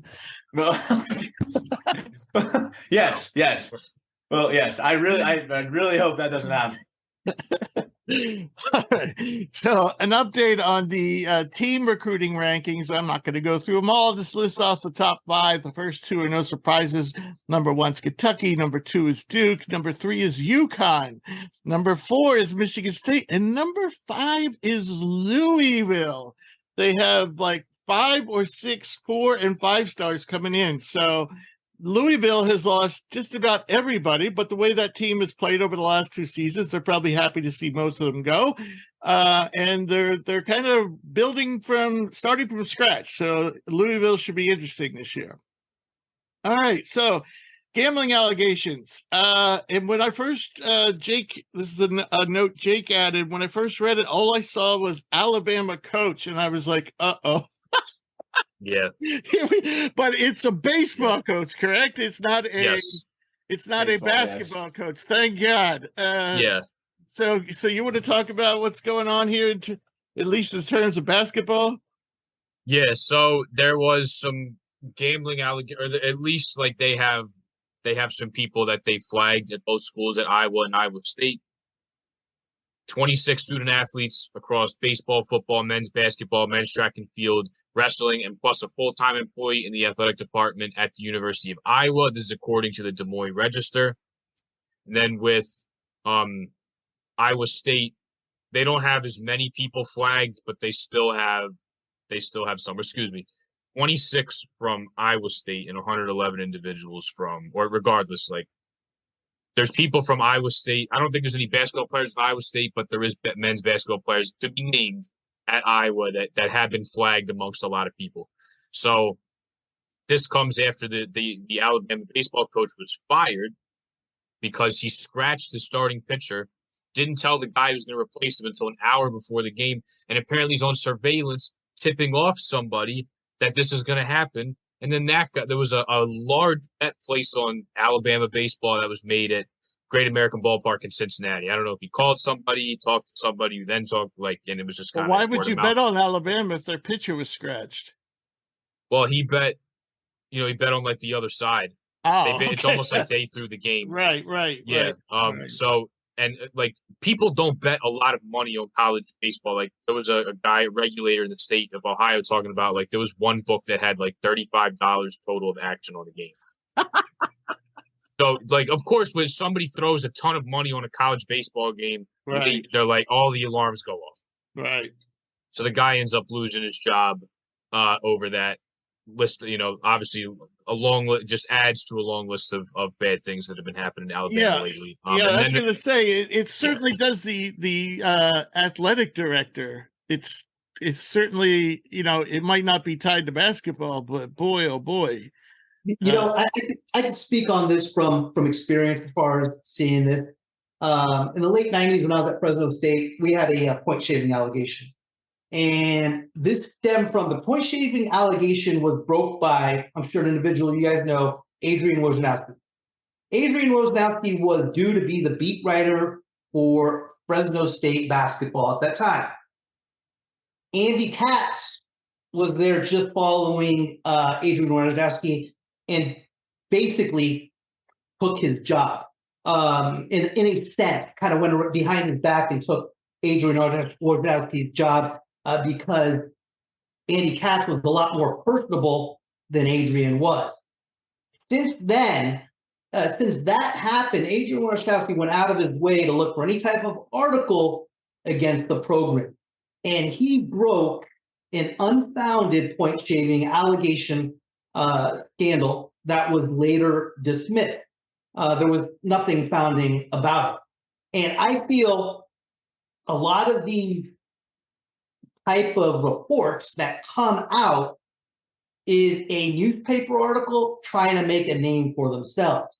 What they don't understand is the aftermath.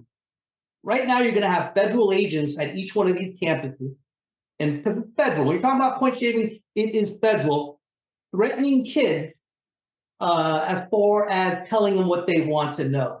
I'm looking at the headlines. I read the articles, and from what I can see, there's a lot of headlines there, but a lot of it's unfounded. But not the Alabama portion. That guy's caught red-handed. Well, right now what I saw was he was known to have spoken to a bettor, right? In 1997, 1998, Chris Herron was thrown into the point shaving allegation because he lived with a booster who was a bettor associated with gamblers. Had nothing to do with it, but because he was associated or seen with them, all of a sudden it was an assumption that he must have been part of it. Connie Hawkins had something similar happen to him in the 60s. Yeah, he was blackballed for the NBA for years. So reporters do this on this type of situation. Want to make a name for themselves. I'm not saying it's not true. I'm having a hard time believing it on the baseball end of things, just because it is, you're rarely ever going to find a line on a baseball unless you are going through a personal bookie. And at that time as well, what you can place on the game is very, very limited because it can be easily swayed in that particular situation. So I'm not saying it's not valid. I'm just speaking from experience here. What reporters do is very, very dangerous. And you have two of the biggest reporters right now as far as the NBA and Wojnarowski, who made a name of himself in putting together a report that wasn't found at all. So obviously I'm not a big Adrian Wojnarowski fan. Right. What happened to Connie Hawkins is he was accused of something similar. Not only was he thrown out of the University of Iowa, he was blackballed by the NBA and had to play in the ABA and I think the Globetrotters for years. He could have been one of the greatest NBA players of all time, but he really couldn't play in the NBA until his knees were shot, and he was in his 30s. So it's a damn shame what happened to him. They should make a movie about that. So Bob Huggins, and this is the last thing I think we have time to talk about today. Anything else on here we could talk about maybe next week. But Bob Huggins, I want you guys to clarify, I heard what he said, but I had no idea what he was talking about from okay, and I don't know how much of it was a joke. So I'm hoping either Jake or Booney or even you, Drew. I know Booney knows something about it, and I think Jake does as well, more than I do. But in the quote, he's talking on a radio show with like 2 or 3 other guys, and he refers to something about dildos being thrown on the basketball court, which I have no idea what he's talking about, and then uses a word, a derogatory word, which can apply to homosexuals, derogatory, whether he meant it that way or not, I don't know. But can someone fill me in on what the hell he was talking about, what it was in reference to? So somebody asked him about Xavier and if he was going to bring in any like Xavier transfers, and he said no. And then they were talking about an incident, I guess, while he was in Cincinnati that happened during the Crosstown shootout. Oh, so yeah, so he said, and then he said what he said. And he said the derogatory word. Yeah, twice. and he said, "Well, I'm just going to say it because I'm not using it derogatorily. I'm just quoting him. This was weird. He called them Catholic faggots, which, yeah, I the thing of it is, well, when I first heard this, I was like, okay, he used the word fag, and a lot of times people don't use it to refer to homosexuality whatsoever. They're using it more as a generic insult. But in this case, since we're talking about dildos and stuff, yeah, it was pretty harsh thing to say. It didn't even come off as very funny. It wasn't funny. But see, now if I'm offended, to me, he shouldn't be apologizing to the LGBTQ community. He should be apologizing to Xavier. Yeah, and he's gonna have to. He's gonna donate to Xavier University Center for Faith and Justice and their Diversity, Equity, Inclusion Center. So like he's paying them as well. And that's among a couple different things here. He had a multi-year contract. It's not going to be a year-by-year thing. I think it's possible he retires after this year anyway. So there's potentially that. I think that there's been some rumblings. He's almost 70 years old. Like I heard that this was his last year. Yeah, I heard that this was his last year too. It's why he went all in on the portal, because he was like, yeah. I'm going for it, and then I'm done. You think it's possible he was drinking? No, I mean, so here's what happened. So here's basically, and I don't defend at all what Huggins said, but there is a little bit of, I understood what he was saying. Now, Bob Huggins, what he was referring to was, of course, the rivalry he had in the Crosstown shootout. And if I may interrupt for a second, that shootout is bitter. I don't know if there's a more bitter. I mean, North Carolina and Duke is big, but these guys get really fired up about it. I mean, coaches physically fighting with players, players fighting with fans. I mean, that rivalry is nasty. So with Xavier threw penises on the floor, they denied ever doing it. So that's where the Catholic type of word goes, because the stereotype of Catholics is a hypocrisy, right? You are you do nothing wrong, but yet they do, right? And again, that's just specifically the stereotype. And the term faggots, while obviously not the right term, is basically another word of gutless. So what he was basically calling Xavier was gutless hypocrite, right? As far as doing one thing, not owning it, and playing a blind eye like I'm a good guy. And now it makes sense. So that's what he was saying. Now, I might that word. It has. You're right. It has one of those meanings. Wimpy, gutless, slang word. Whiny. It can mean whiny. And among with the other connotations that go along with it is being homosexual. But most people use it the way you're thinking, as being whiny or a baby or, yeah. So now that makes sense. Still, it was just the way he said it. It was stupid. Why not use the word gutless? And why use the word Catholics? See, that was offensive to me, and I'm not even Catholic. Booney's Catholic. But Xavier is a Jesuit school, by the way, Catholic Jesuit school. So yeah, I don't know why he has to apologize to the gay community. Bobby Huggins is an old school guy. He's been coaching for 40 years. That rivalry is as fierce as it gets. And if he wasn't talking to anybody in the air, if you want to talk about hypocrites or hypocrisy, what's going through your head as far as is Catholics? That is the biggest stereotype against Catholics. It's hypocrisy. We do no wrong. We're Catholics. We go to church. Yes, sir. No, sir. But behind closed doors or without anybody looking, we're doing more things wrong than anybody else. So that's the thought. I get it. Not that it's right what he said. No, but I mean, he must be really angry about it, or maybe possibly drinking, or a combination of both. And now he must be simmering. I mean, like, he must be so mad. Not that he doesn't deserve it. But if he's thinking, these kids at this supposedly, honorable school did this disgusting thing, and yeah, so I fire back at them, and now I'm the one who has to go to therapy and lose all the money, blah blah blah blah blah. I mean, I will say this. You got to be smarter than that. Yeah. You have to.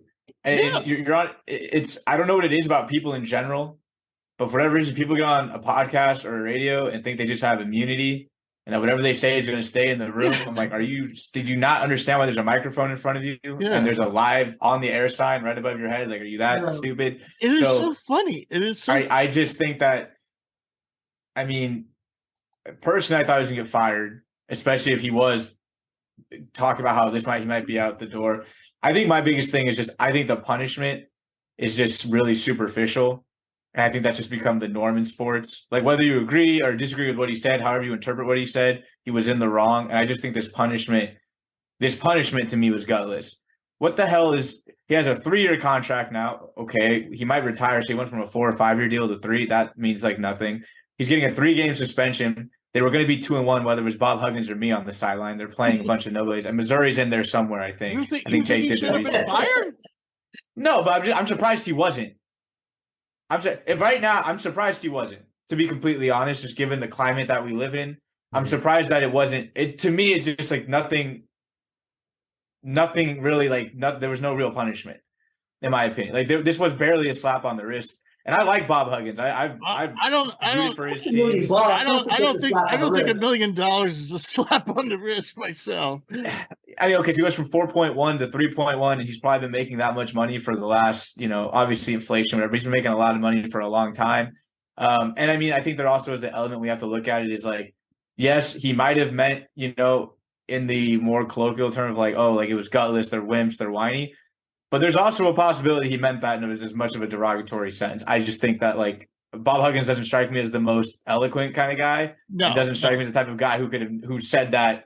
I wouldn't be shocked if you hooked him up to a lie detector and you said, "What did you mean by that?" And he was like, "Yeah, no, I was referring to them in the most derogatory sense." It's not my place to judge. I don't know if being gutless. I don't know if being gutless or gay. I mean. I think being called gutless is more offensive than being called gay, no, for sure. But like it's one of those situations where you don't get to dictate if you hurt someone's feelings, kind of thing. Like if you say something that offends someone, you don't get to say, well, it shouldn't offend you. I just think that yeah, you do. You got to look at everything contextually, because there are people out there that get offended about everything. No, for sure. But this is something that I do think it's like there's a better way to say it on the air. If he was at a bar with just his buddy and they said it, and his buddy's like, "I'm going to go snake Bob Huggins," even if he was furious, he could have said what he said. He didn't have to use the word Catholic, and he didn't have to use the other. Absolutely, word. He could. That's what I'm saying. So I just think, given the climate we live in, I honestly am surprised it wasn't a harsher punishment. I guess that's my point. I'm in no position to sit here and judge. If somebody leaked all the conversations and group texts I've had with my friends over the years, I'd probably be in a CIA most wanted list. I think we've all had conversations in private with people that have gone way off the rails where we've taken it too far. We get angry. You've recorded me watching a Zags game or a Warriors game. I'm a terrible human being. I'm going to hell if that was what I was judged on. But I'm just saying, I do think that it really wasn't that big of a punishment. And I'm just more surprised than anything that like nothing more came of it. Just given the climate we do live in, that people do get offended by everything. And he is a high profile Hall of Fame caliber coach. I'm just imagining if like Coach K went out and said something super offensive, we would not hear the end of it. That's more along what I'm saying. But we'll see. I don't know. I mean, it certainly doesn't surprise. Bob Huggins is certainly one you expect to speak his mind, but I think, absolutely.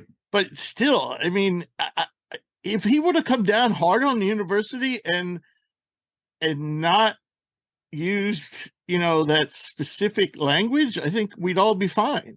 Exactly. It's just there's just a lack of tact. You just got to be smarter than that. Right. That's more or less my point. Like if he had said, goddamn effing Xavier is just the goddamn worst, and there are a bunch of, hypocrites, gutless hypocrites over there. Right. I think we'd all be like, damn, the rivalry is real. I get it. Fiery, the fiery passion of sports. It's just the way he said it. And I'm just surprised in the world we live in, nothing more came of it. That's more or less my point. Yeah, I'm also surprised no, I'm not. But the radio show didn't have to play that. And I guess they're also live. True. They're live, aren't they? Yeah, they're live. They should have a delay though. They should have I don't know. But then the guys the guys he was talking to, if a lot of more people listen to them than us, you're listening to the wrong thing, because those guys sound like a bunch of dopes. And they're like laughing it up instead of like standing up to him and say, hey, bad idea, Bob. Maybe not. No, they called him one of the funniest people they knew, or something like that. Yeah, the best. Bob. He's approached the best. Yeah, they had a little pause there, though. Yeah. Well, all right. All right, gentlemen. I think that's about all we have time for. We'll hit some of these other things. We have a few more, but we've just gone long on college, and we got to move on to the NBA. So that means Jake's going to be leaving us, and Doc will be joining us. So Doc is on his way to the Sixers game, which tips off in about an hour. So we're going to try to get this segment done before he has to. He's currently in the car experiencing road rage, and we're hopefully we'll get done with the segment before he has to hop out of the car and walk to the arena. So, gentlemen, you have any comments on the latest NBA awards? We had MVP, all NBA, all defensive, and all rookie. I know I have a couple of comments on all NBA, all defensive, but we'll go in reverse order here. Anybody have a problem with the all rookie team? That seemed pretty clear cut to me. No major issues. One of my guys, I'm a big Andrew Nembhard fan. I would have liked to see him maybe sneak onto the second team. I know he didn't really come on strong until closer to the end of the season, but I thought he really played well and showcased. My projection for him coming in, I thought he was a late first round, early second round guy who'd be a really good backup point guard for 10 years. I think he showed that he has the potential to be a starting point guard in the NBA, and both as a scorer and playmaker. So I don't necessarily have an issue with the guys who made it on before him. I just would have liked to see him get on there. Right. Yeah. So many rookies really got a lot of playing time. So basically, it's like the 10 guys who played the most minutes this year were the 10 guys who made the team, and very few of them, Kessler, Banchero, were about the only two I thought. Jalen Williams played really well, but they were about the only three, right? Everybody else was just kind of there, right? Yeah, I thought Ben Mathurin was a lock. I know he kind of faded down the stretch, but his first half of the season, he was money. He was averaging 20 off the bench. That's true. But I have no major complaints. Like I said, Nembhard missed second team by 1 point, and I think Tari Eason was deserving. I don't think it was a robbery or anything. Right. How about the all defensive team? I got two interesting things here. I was if I could blow this up, I have the NBA's press release here. One guy surprised me who actually got the 6th most votes was Derek White. And he gets it over Marcus Smart last year's and Mikal Bridges. Right. Yeah. They both like position. Do you have to have 2 guards, 2 forwards, and a center? That's the way it looks. Yeah. That's the way it looks. Here's what's interesting. Smart was defensive MVP last year, doesn't make the team. Rudy Gobert, who won the defensive MVP 3 times, doesn't get a single vote. Mikal Bridges was the runner-up last year, and he didn't get it in there either. And Mikal Bridges, who I picked would win it this year, doesn't make the team. But that may have had something to do with switching teams mid-season. So, any other comments? I mean, Booney, go ahead.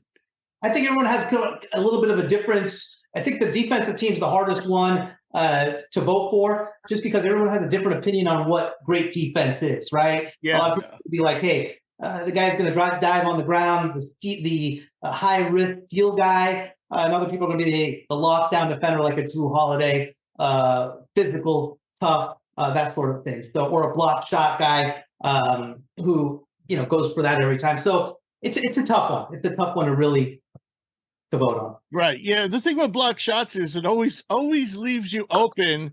Always leaves, especially on the weak side, leaves you open to not getting the rebounds. And so few players block the shot so they keep it in play. Shot blocks would be so much more valuable if you keep them in play.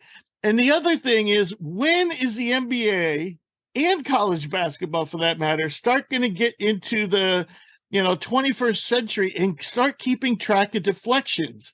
Because a lot of times it's not the guy who gets the steal that makes the play. It's the guy who gets a deflection who makes the play. Yeah, just a comment on the White situation. White this year took over guarding like the best guards because Marcus Smart was like injured this year. So, and I know the NBA been trying to do like an initiative where you got to at least play 65 games to be in the award, to get an award. That's going to start next year. But this year was kind of like a unofficial rule. And Marcus Smart played about like 59 to 60. I can't remember, but he didn't cover the 65. And then That's a good call, Doc. And then to speak on Mikal Bridges' situation, I think his defensive rating kind of went down when he went to Brooklyn because he was scoring more now instead of having to lock down on defense. So half of that kind of like took him out, kind of like the race too. So just to speak on, White was a good defender though this year because he took on that role for Boston. You can see that in the playoffs. He's been a real pest for the Sixers. All right. Any other comments, Drew? I know you had something to say, or did we cover it? Oh yeah, no, pretty much. I was just gonna preface, like, I also haven't watched a lot of regular season NBA this year, so there's guys on that list like a Derek White that don't have the reputation that I'm just not as familiar with. Like, it doesn't surprise me Draymond's on there, or that OG's on there, or even Jaren. Like, those guys don't shock me. I was just like, really? Derek White's been in the league for what, 6 seasons? Maybe I was thinking more like maybe 5. Yeah, 5. Yeah. And I'm like, I've never thought of him as a defender. So for him to get on there, and then you see those big name guys. He was drafted in 17. Okay, so yeah, I mean, just to see some of the big names not make it, but Doc did a good job covering it. Right. So how about MVP? I think we all saw this one coming. The only thing I thought, if you click on the link and see the vote count, the one thing I was a little surprised was that Jokic was such a distant second. Yeah, me too. I'm gonna say voter fatigue on that one. Yeah, not that it's right, but I'm gonna say voter fatigue. I'm actually partial to Jokic over Embiid in that debate. I lean towards Jokic. I think both are great players. I picked Embiid as MVP, but my main reasoning was voter fatigue was going to keep Jokic from getting it again. There's no way that they were going to put Jokic on the same pedestal as Bird with 3 straight MVPs, especially because Jokic hadn't won a ring. Like, I thought there was just a lot of other narrative context that was going to keep Jokic down. Right or wrong, personally, yeah. And it was the year you could afford to do it because it was such a toss-up between the two. Right. So, yeah. Right. How about Shea Gilgeous or Alexander finishing 5th in the voting? Surprised. Doc, hell of a year. One of the first shows we did with Doc, I don't know, maybe he had been here with us for about a month. We had this debate about the 15 best players in the NBA, and Maverick and I said Shea, and Doc was like, nah.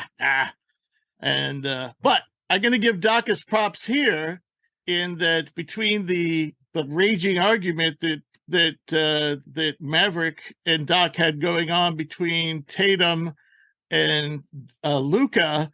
Of course, neither won, but Tatum finished 4th in the voting and Luka finished 8th. So Doc, by the way, Doc gets his props there. The NBA is mad that it came to this, but Embiid won because the second half he dominated. But in the beginning, Embiid wasn't even in the conversation. So I told you it was Tatum. Tatum did horrible in the second half, honestly. He didn't show up. He didn't take over games.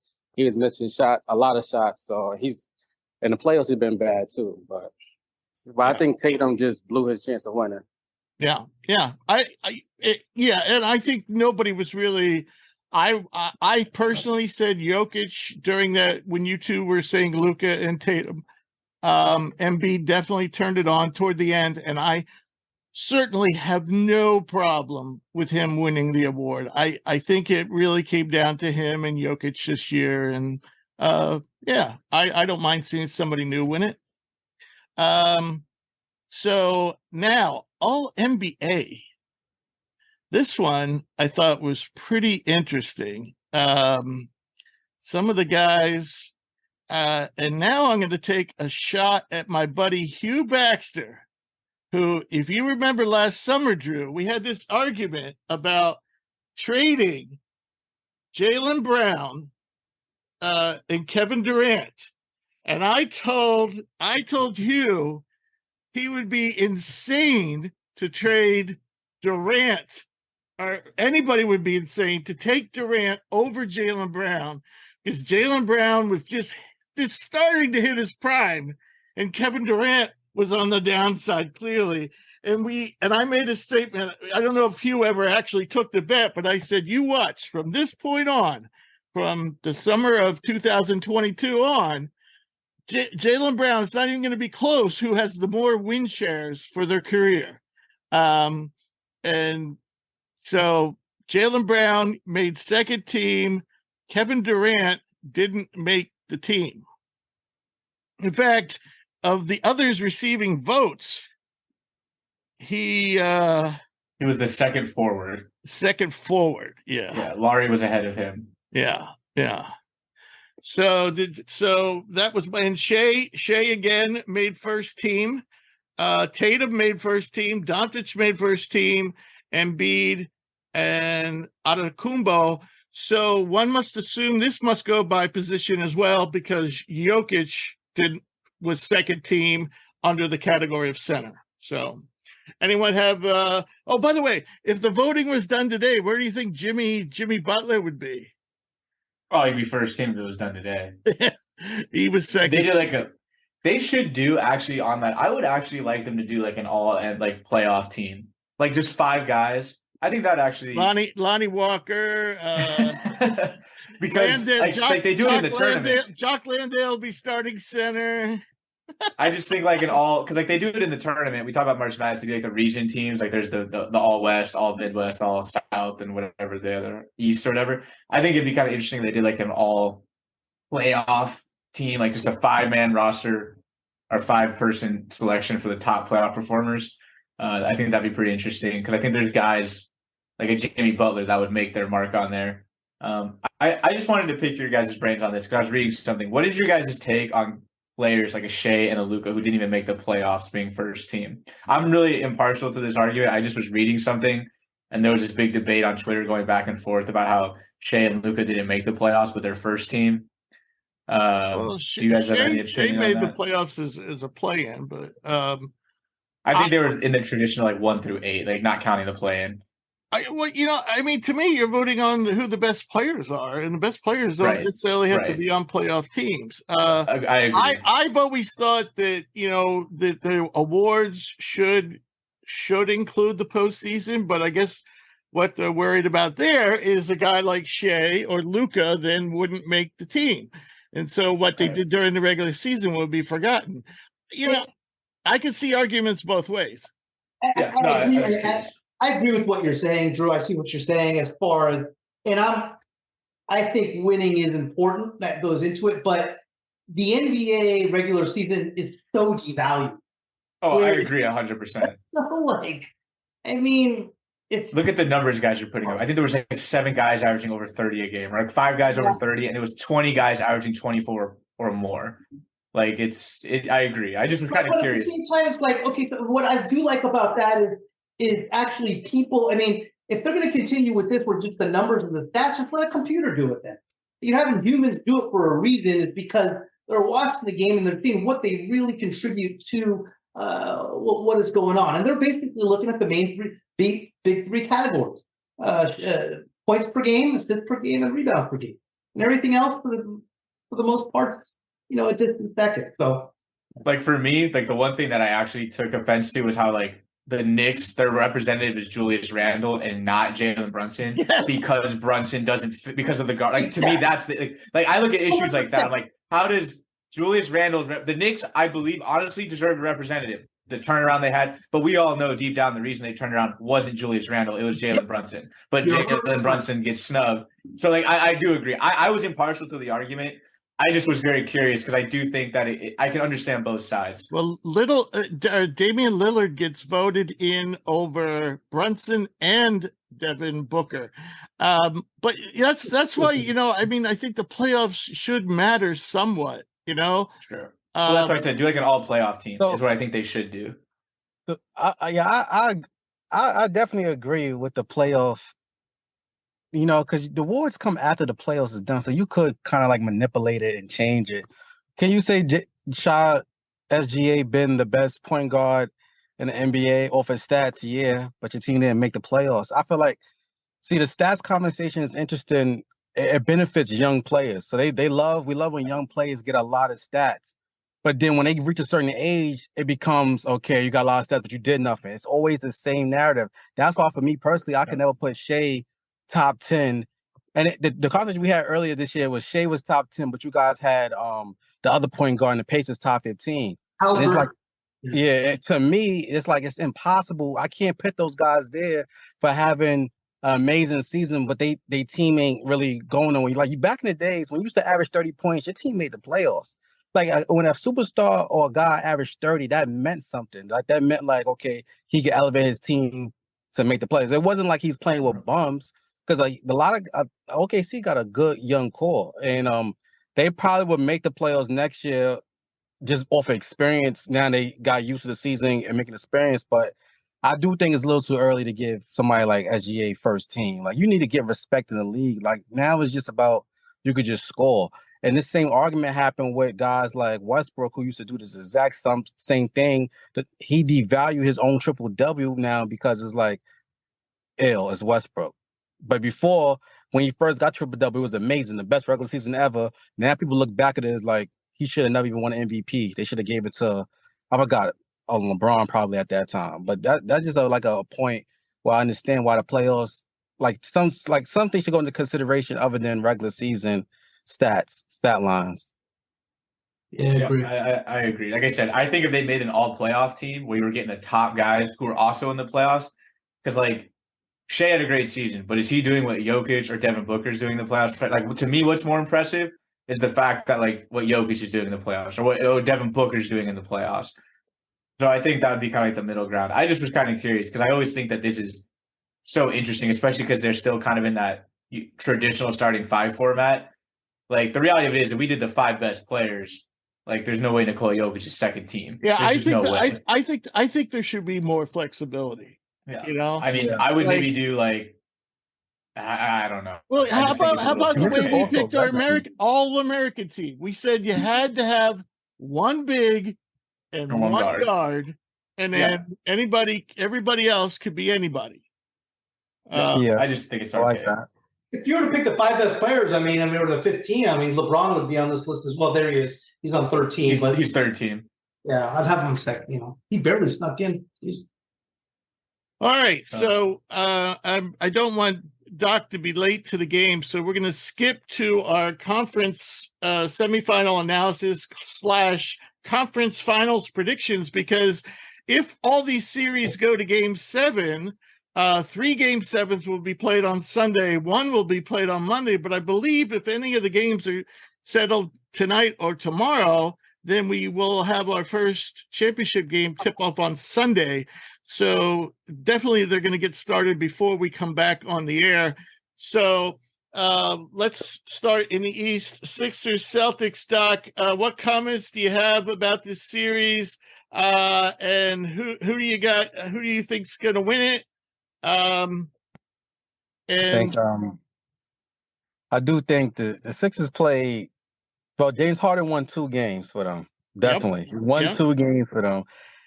Both of those games, Boston should have won, in my opinion. Even though Philly should have won that was a game. Philly should have won that game 4 by 20. But when Boston came back and was up by 5 with like a minute and 30 seconds left, they should have won the game.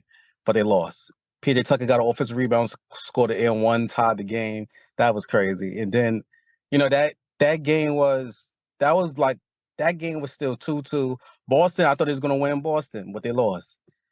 But now I don't know, man. It's just something about that Irish thing, that 4-leaf clover that scares me when it comes to playing the Sixers. I think tonight the Sixers is a must win. This is the most pressure Joel Embiid ever been under, is this game right here. Because if you lose, you're not winning games. I can't see them winning. See, winning game 5 is something. It's still 2-2. Winning game 7 in Boston, after you should have won in Philly, I think it's too much. I don't know who wins this game. This series it's just like every other series. This playoff's been so unpredictable where it's just the flip a coin, man. Every team look different every game. They just always look different. But to me, I'm gonna stick with Boston. Yeah, I'm a Sixers fan. I like to do the double jinx, honestly. I can't pick my team, honestly. I cannot pick my team. So you're happy one way or the other. So who do you like between the Heat and the Knicks, with the Heat up 3-2? That series been over. The Heat. Okay. The series been over. And the reason for that is because the Knicks is a good story. They upset the Cleveland Cavaliers. I thought Cleveland was going to beat them. But now you're playing a real superstar in Jimmy Butler. Every time any team that got a real superstar is going to beat a team like the Knicks, who don't truly have that type of. Like, Jalen Brunson is a good basketball player. He can make all-star, but he's not a superstar. The Knicks still need that guy. And, Jalen Brunson is a good complimentary guy, but he can't compliment Julius Randle. Like, come on, like they need that guy. You ain't going to beat Jimmy Butler with that team. So it's fine. The Knicks did good. Regroup, try to get your free agent next year. Yep. So in the conference finals, you got Celtics, Heat. Who wins and how many games? I think that goes back to 7, and Boston got them though. All right. They went 7 last year. I think it goes back to 7 this year. Boston made too many mistakes. All righty. All right. Drew, what do you got in the East? What do you got going on in the East? Oh man, I took the Celtics in 6 for this series. I think they're the better team. Like Doc said, this series should have been over. They let James Harden not only give him 40, but literally buzzer beater beat them. Yeah. It wasn't like he just had a big game, but like it was this close this series was this close to being a sweep. So I mean, I think the Celtics are the better team. There's this.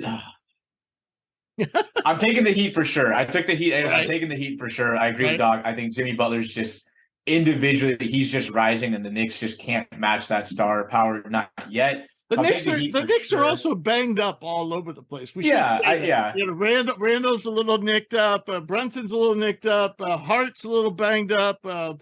The second year guy out of Houston, the shooting guard, who played 48 minutes. Oh, Quentin Grimes. Yeah, Quentin Grimes is a little banged up.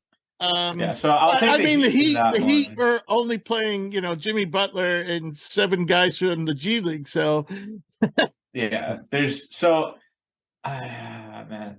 I'll stick with my prediction because I agree with Doc's thought process. I don't know if Philly can string together multiple games. I think the Celtics get them tonight, and then that game 7, that's going to boil down to the home team. The home team's the Celtics. So I'll take Celtics versus Heat, and I'm going to take Celtics in 6 in that series. All right. How about you, Booney? What do you like in the East? I said at the beginning I called it Celtics in 7. I'm going to stay with Celtics in 7. Over the Heat? Over the Sixers? Oh, in the Heat? In the Heat and Knicks, but I mean, yeah. Oh, yeah. I like the Celtics over the Heat in 5. Wow. All right. And as if the Celtics, the same reason I picked the Sixers to win this series in our conference semifinals predictions is because Boston still wasn't in the playoffs and the Sixers had swept and were already locked up the position. I'm going to go with the Sixers here to beat Boston because they got 2 chances. Though I believe Doc, this is kind of a must win. You don't want to go to Boston and have to beat them in game 7. So, but I'm going to go with the Sixers. They got 2 shots at it. And I'll go with the Sixers over the Heat in 6. All right, Doc. So in the same situation in the West, we got the Nuggets lead the Suns 3-2 with the next game being in Phoenix. And we have the Lakers leading the Warriors 3-2 with the next game being in LA. So what do you got? Who's going to win those 2 series and who's going to win the Western Conference Finals? I got the Suns in 7. Wow. Over the Nuggets. Wow. I got the Suns in 7. Yep. The Nuggets is definitely play better basketball. I'm not going front. They play better basketball.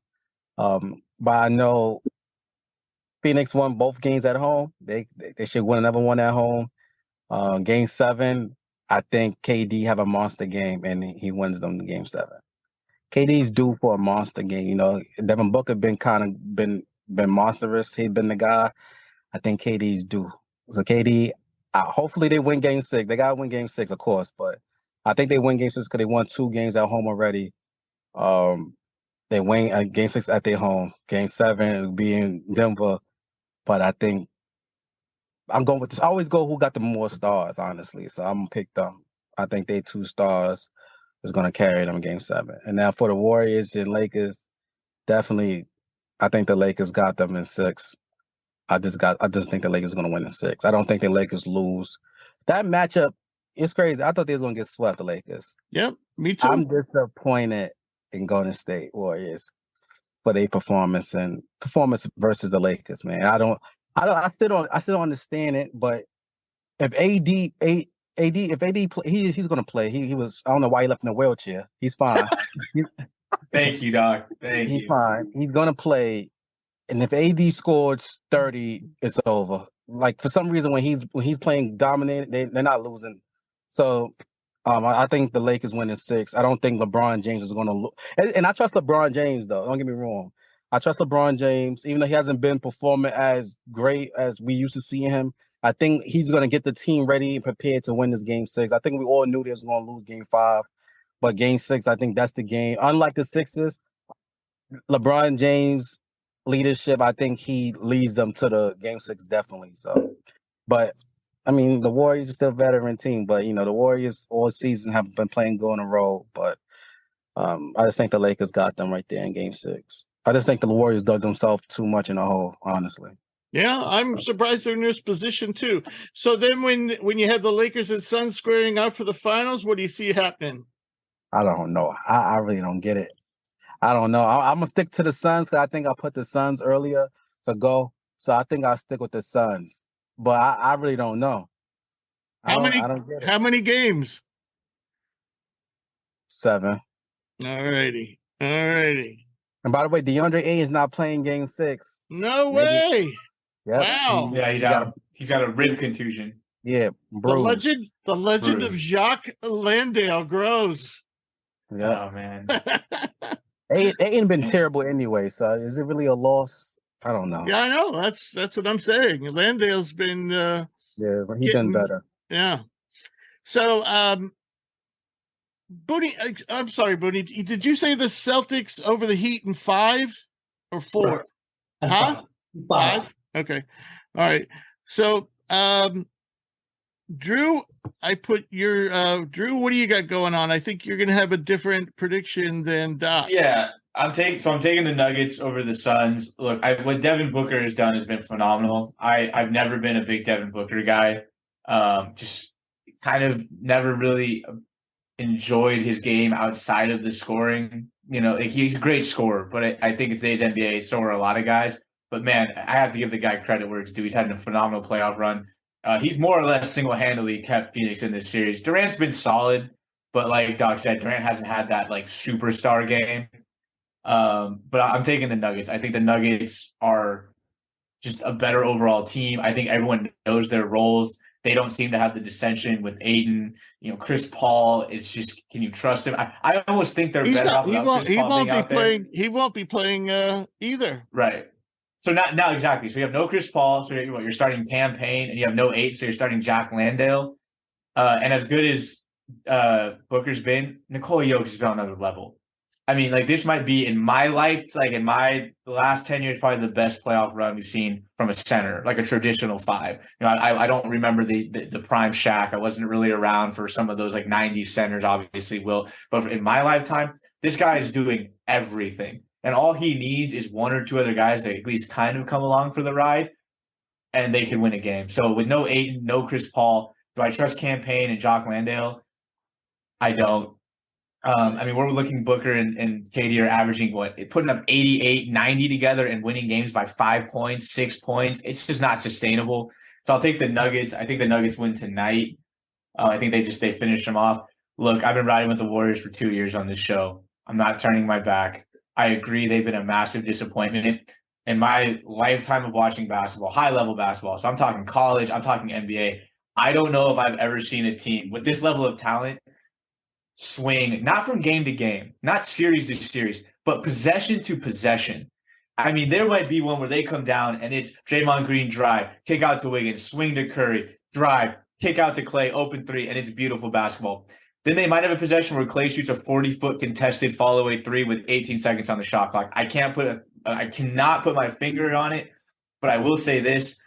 The fact that the Warriors have 2 losses within 1 possession, one of which where the Lakers shot 20-plus more free throws, and the other one where they literally shot themselves out of the game with those Klay Thompson threes. I'm definitely not in the majority here. I would not be shocked if the Lakers finish this tomorrow, but I'm taking Warriors in 7 because when they are playing at their peak, they're just better than the Lakers. The Lakers are a modern NBA team that struggles to get to 100 points if they don't shoot 30 free throws. You cannot win a championship like that. They're not going to shoot 30 free throws for the next, 16 games. So Lakers are definitely the favorite for a reason. I get it. I'll take the Warriors. They can make me look stupid and lose by 20. They can make me look like a genius and win the next game by 20. But I've been riding with them for 2 years. All right. I got Lakers, Nuggets, and give me the Nuggets in 7. You mean you have Warriors? Sorry, I have Warriors, Nuggets, and then but I do Nuggets, think the Nuggets will beat the Warriors in 7. Nuggets over Warriors in 7. Yeah. All right, Booney, you get the last word here. So Jordan Poole and Klay Thompson literally could not play any worse. True. Yet they have managed to get to a game 6. And that hasn't really played or shot the ball well either. The Warriors, for the most part in the entire playoffs, haven't played great. Yet they're here. I think the Warriors are going to get it done in LA tomorrow night, and I think they're going to win in 7. This Denver team's impressive. They really got it down from top to bottom. Jokic, as Drew mentioned, is at just a different level. I got them to beat the Sun and go to the Western Conference Finals against the Warriors. And again, this Denver team is impressive. But one thing about this Denver team they do not have, and we're heading into the end of the playoffs here, is depth. They are not a deep team. And Bruce Brown, I don't know how many times, 4 times he's going to score 26 points, but I don't see it happening again. I like the Warriors to win that series in 6 and face the Celtics in the finals for a rematch. Gotcha. All right, I'm with you. I still think the Warriors are the better team. I think it was the game 4 loss. I couldn't believe, they had a chance to win that game, and I think it was an inbounds play, and they got it to Curry, and he just took some of the shots they take are just. They're turnovers. They're literally turnovers. Yeah. They're the equivalent of handing the ball to the other team. That's just what it is. Maybe they're going in 1 out of every 3 times, but in a situation where you need a bucket to tie, you don't go with a 33% play. But anyway, and they've also had a lot of trouble with AD for the most part. But then the other night they didn't, and they win. But I still think they're the better overall team. So I'm going to go with the Warriors in 7. I think the Nuggets win tonight, and I think they beat the Warriors, because the Warriors, odds are might not even be there. Odds are probably against them. They have to be. They got to win 2. So I'm going to go with the Nuggets over the Warriors in 6. By the way, Booney right now has the lead. The points should change dramatically over the next few days. But so far, he has the lead. He has 19 points. I have 15. Drew has 8. Doc has 7, but nothing's been settled. For example, looks like Drew's going to get 10 points, 10 easy points on the rest of us, with the Heat taking down the Knicks. So, yeah. Anybody's, and if it happens at 7, he'll get 15 points. So anybody could win this. We only have a few minutes left, gentlemen, but I want to say before you go that the G League, believe it or not, is going to hold an international draft. And I just heard about this, so I haven't been able to talk to people I know at the G League, and I don't understand why this would be any different than going and recruiting a European player and say, come play in the G League. So like say, Fernando Alonso, Real Madrid.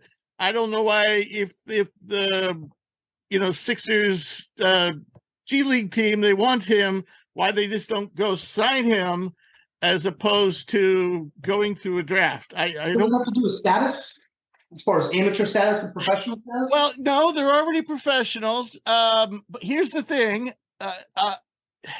Eligible for the draft. Here's the one thing I'm thinking. And you might be onto something, Booney. The one thing I noticed in the wording of the press release said that players who do this are not automatically eligible for the draft. So they still go through the normal process as if they would if they were still in Europe. So in Europe, all they have to do is, if they want to go in early, they declare and they stay in. If not, if they never declare, they're automatically in when they're 22 years old. So perhaps the rules might say right now, if you sign with a G League team, you might be automatically eligible that year for the draft. And this clearly says if you go this route, you're not automatically eligible. If you want to be included in the draft, you have to go through the early entry process. So maybe that's it. Maybe it does save them from being automatically put into the draft. I will say that the standard G League contracts, not the Ignite contracts, but the standard G League contracts probably don't rival most good European teams. Or, well, like if you're playing for a club like Real Madrid, you're probably better off money-wise playing for them than going into the G League. Some of the other leagues, it's going to be close. And yeah, so it's interesting. I'm going to try to find out more about that and see what the deal is. But I just thought I'd bring that up as our final note. All right, gentlemen. So we're going to skip the mailbag this week, but if you'd like to send us a question, please email it to admin@hoopsprospects.com. We also take questions via social media on Twitter @hoopsprospects, on Instagram @thehoopsprospects, and on Facebook @hoopspros.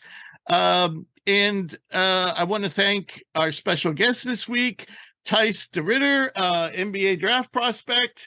And as always, I want to thank our listeners, and I want to thank all you gentlemen for coming on and helping me out and all that good stuff. It's fun talking. And if you ever miss an episode, folks, you can always get caught up at hoopsprospects.com.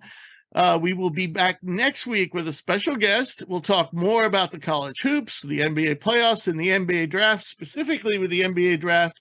We will be wrapping up the G League Elite Camp, which we talked about earlier in the show, and talking about the top performers there, the surprising performers, the disappointing performers, and so forth and so on. So, gentlemen, before we go, any final thoughts? Let's go Warriors. Yeah. And Doc said quietly, "Let's go Sixers." He's about to go into the game. Doc, have fun. I'll be watching on TV, thinking about you. Rooting for our Sixers. Thank you. See ya. All right, guys. Have fun, Doc. All right, guys. Thanks again. I will see you next week.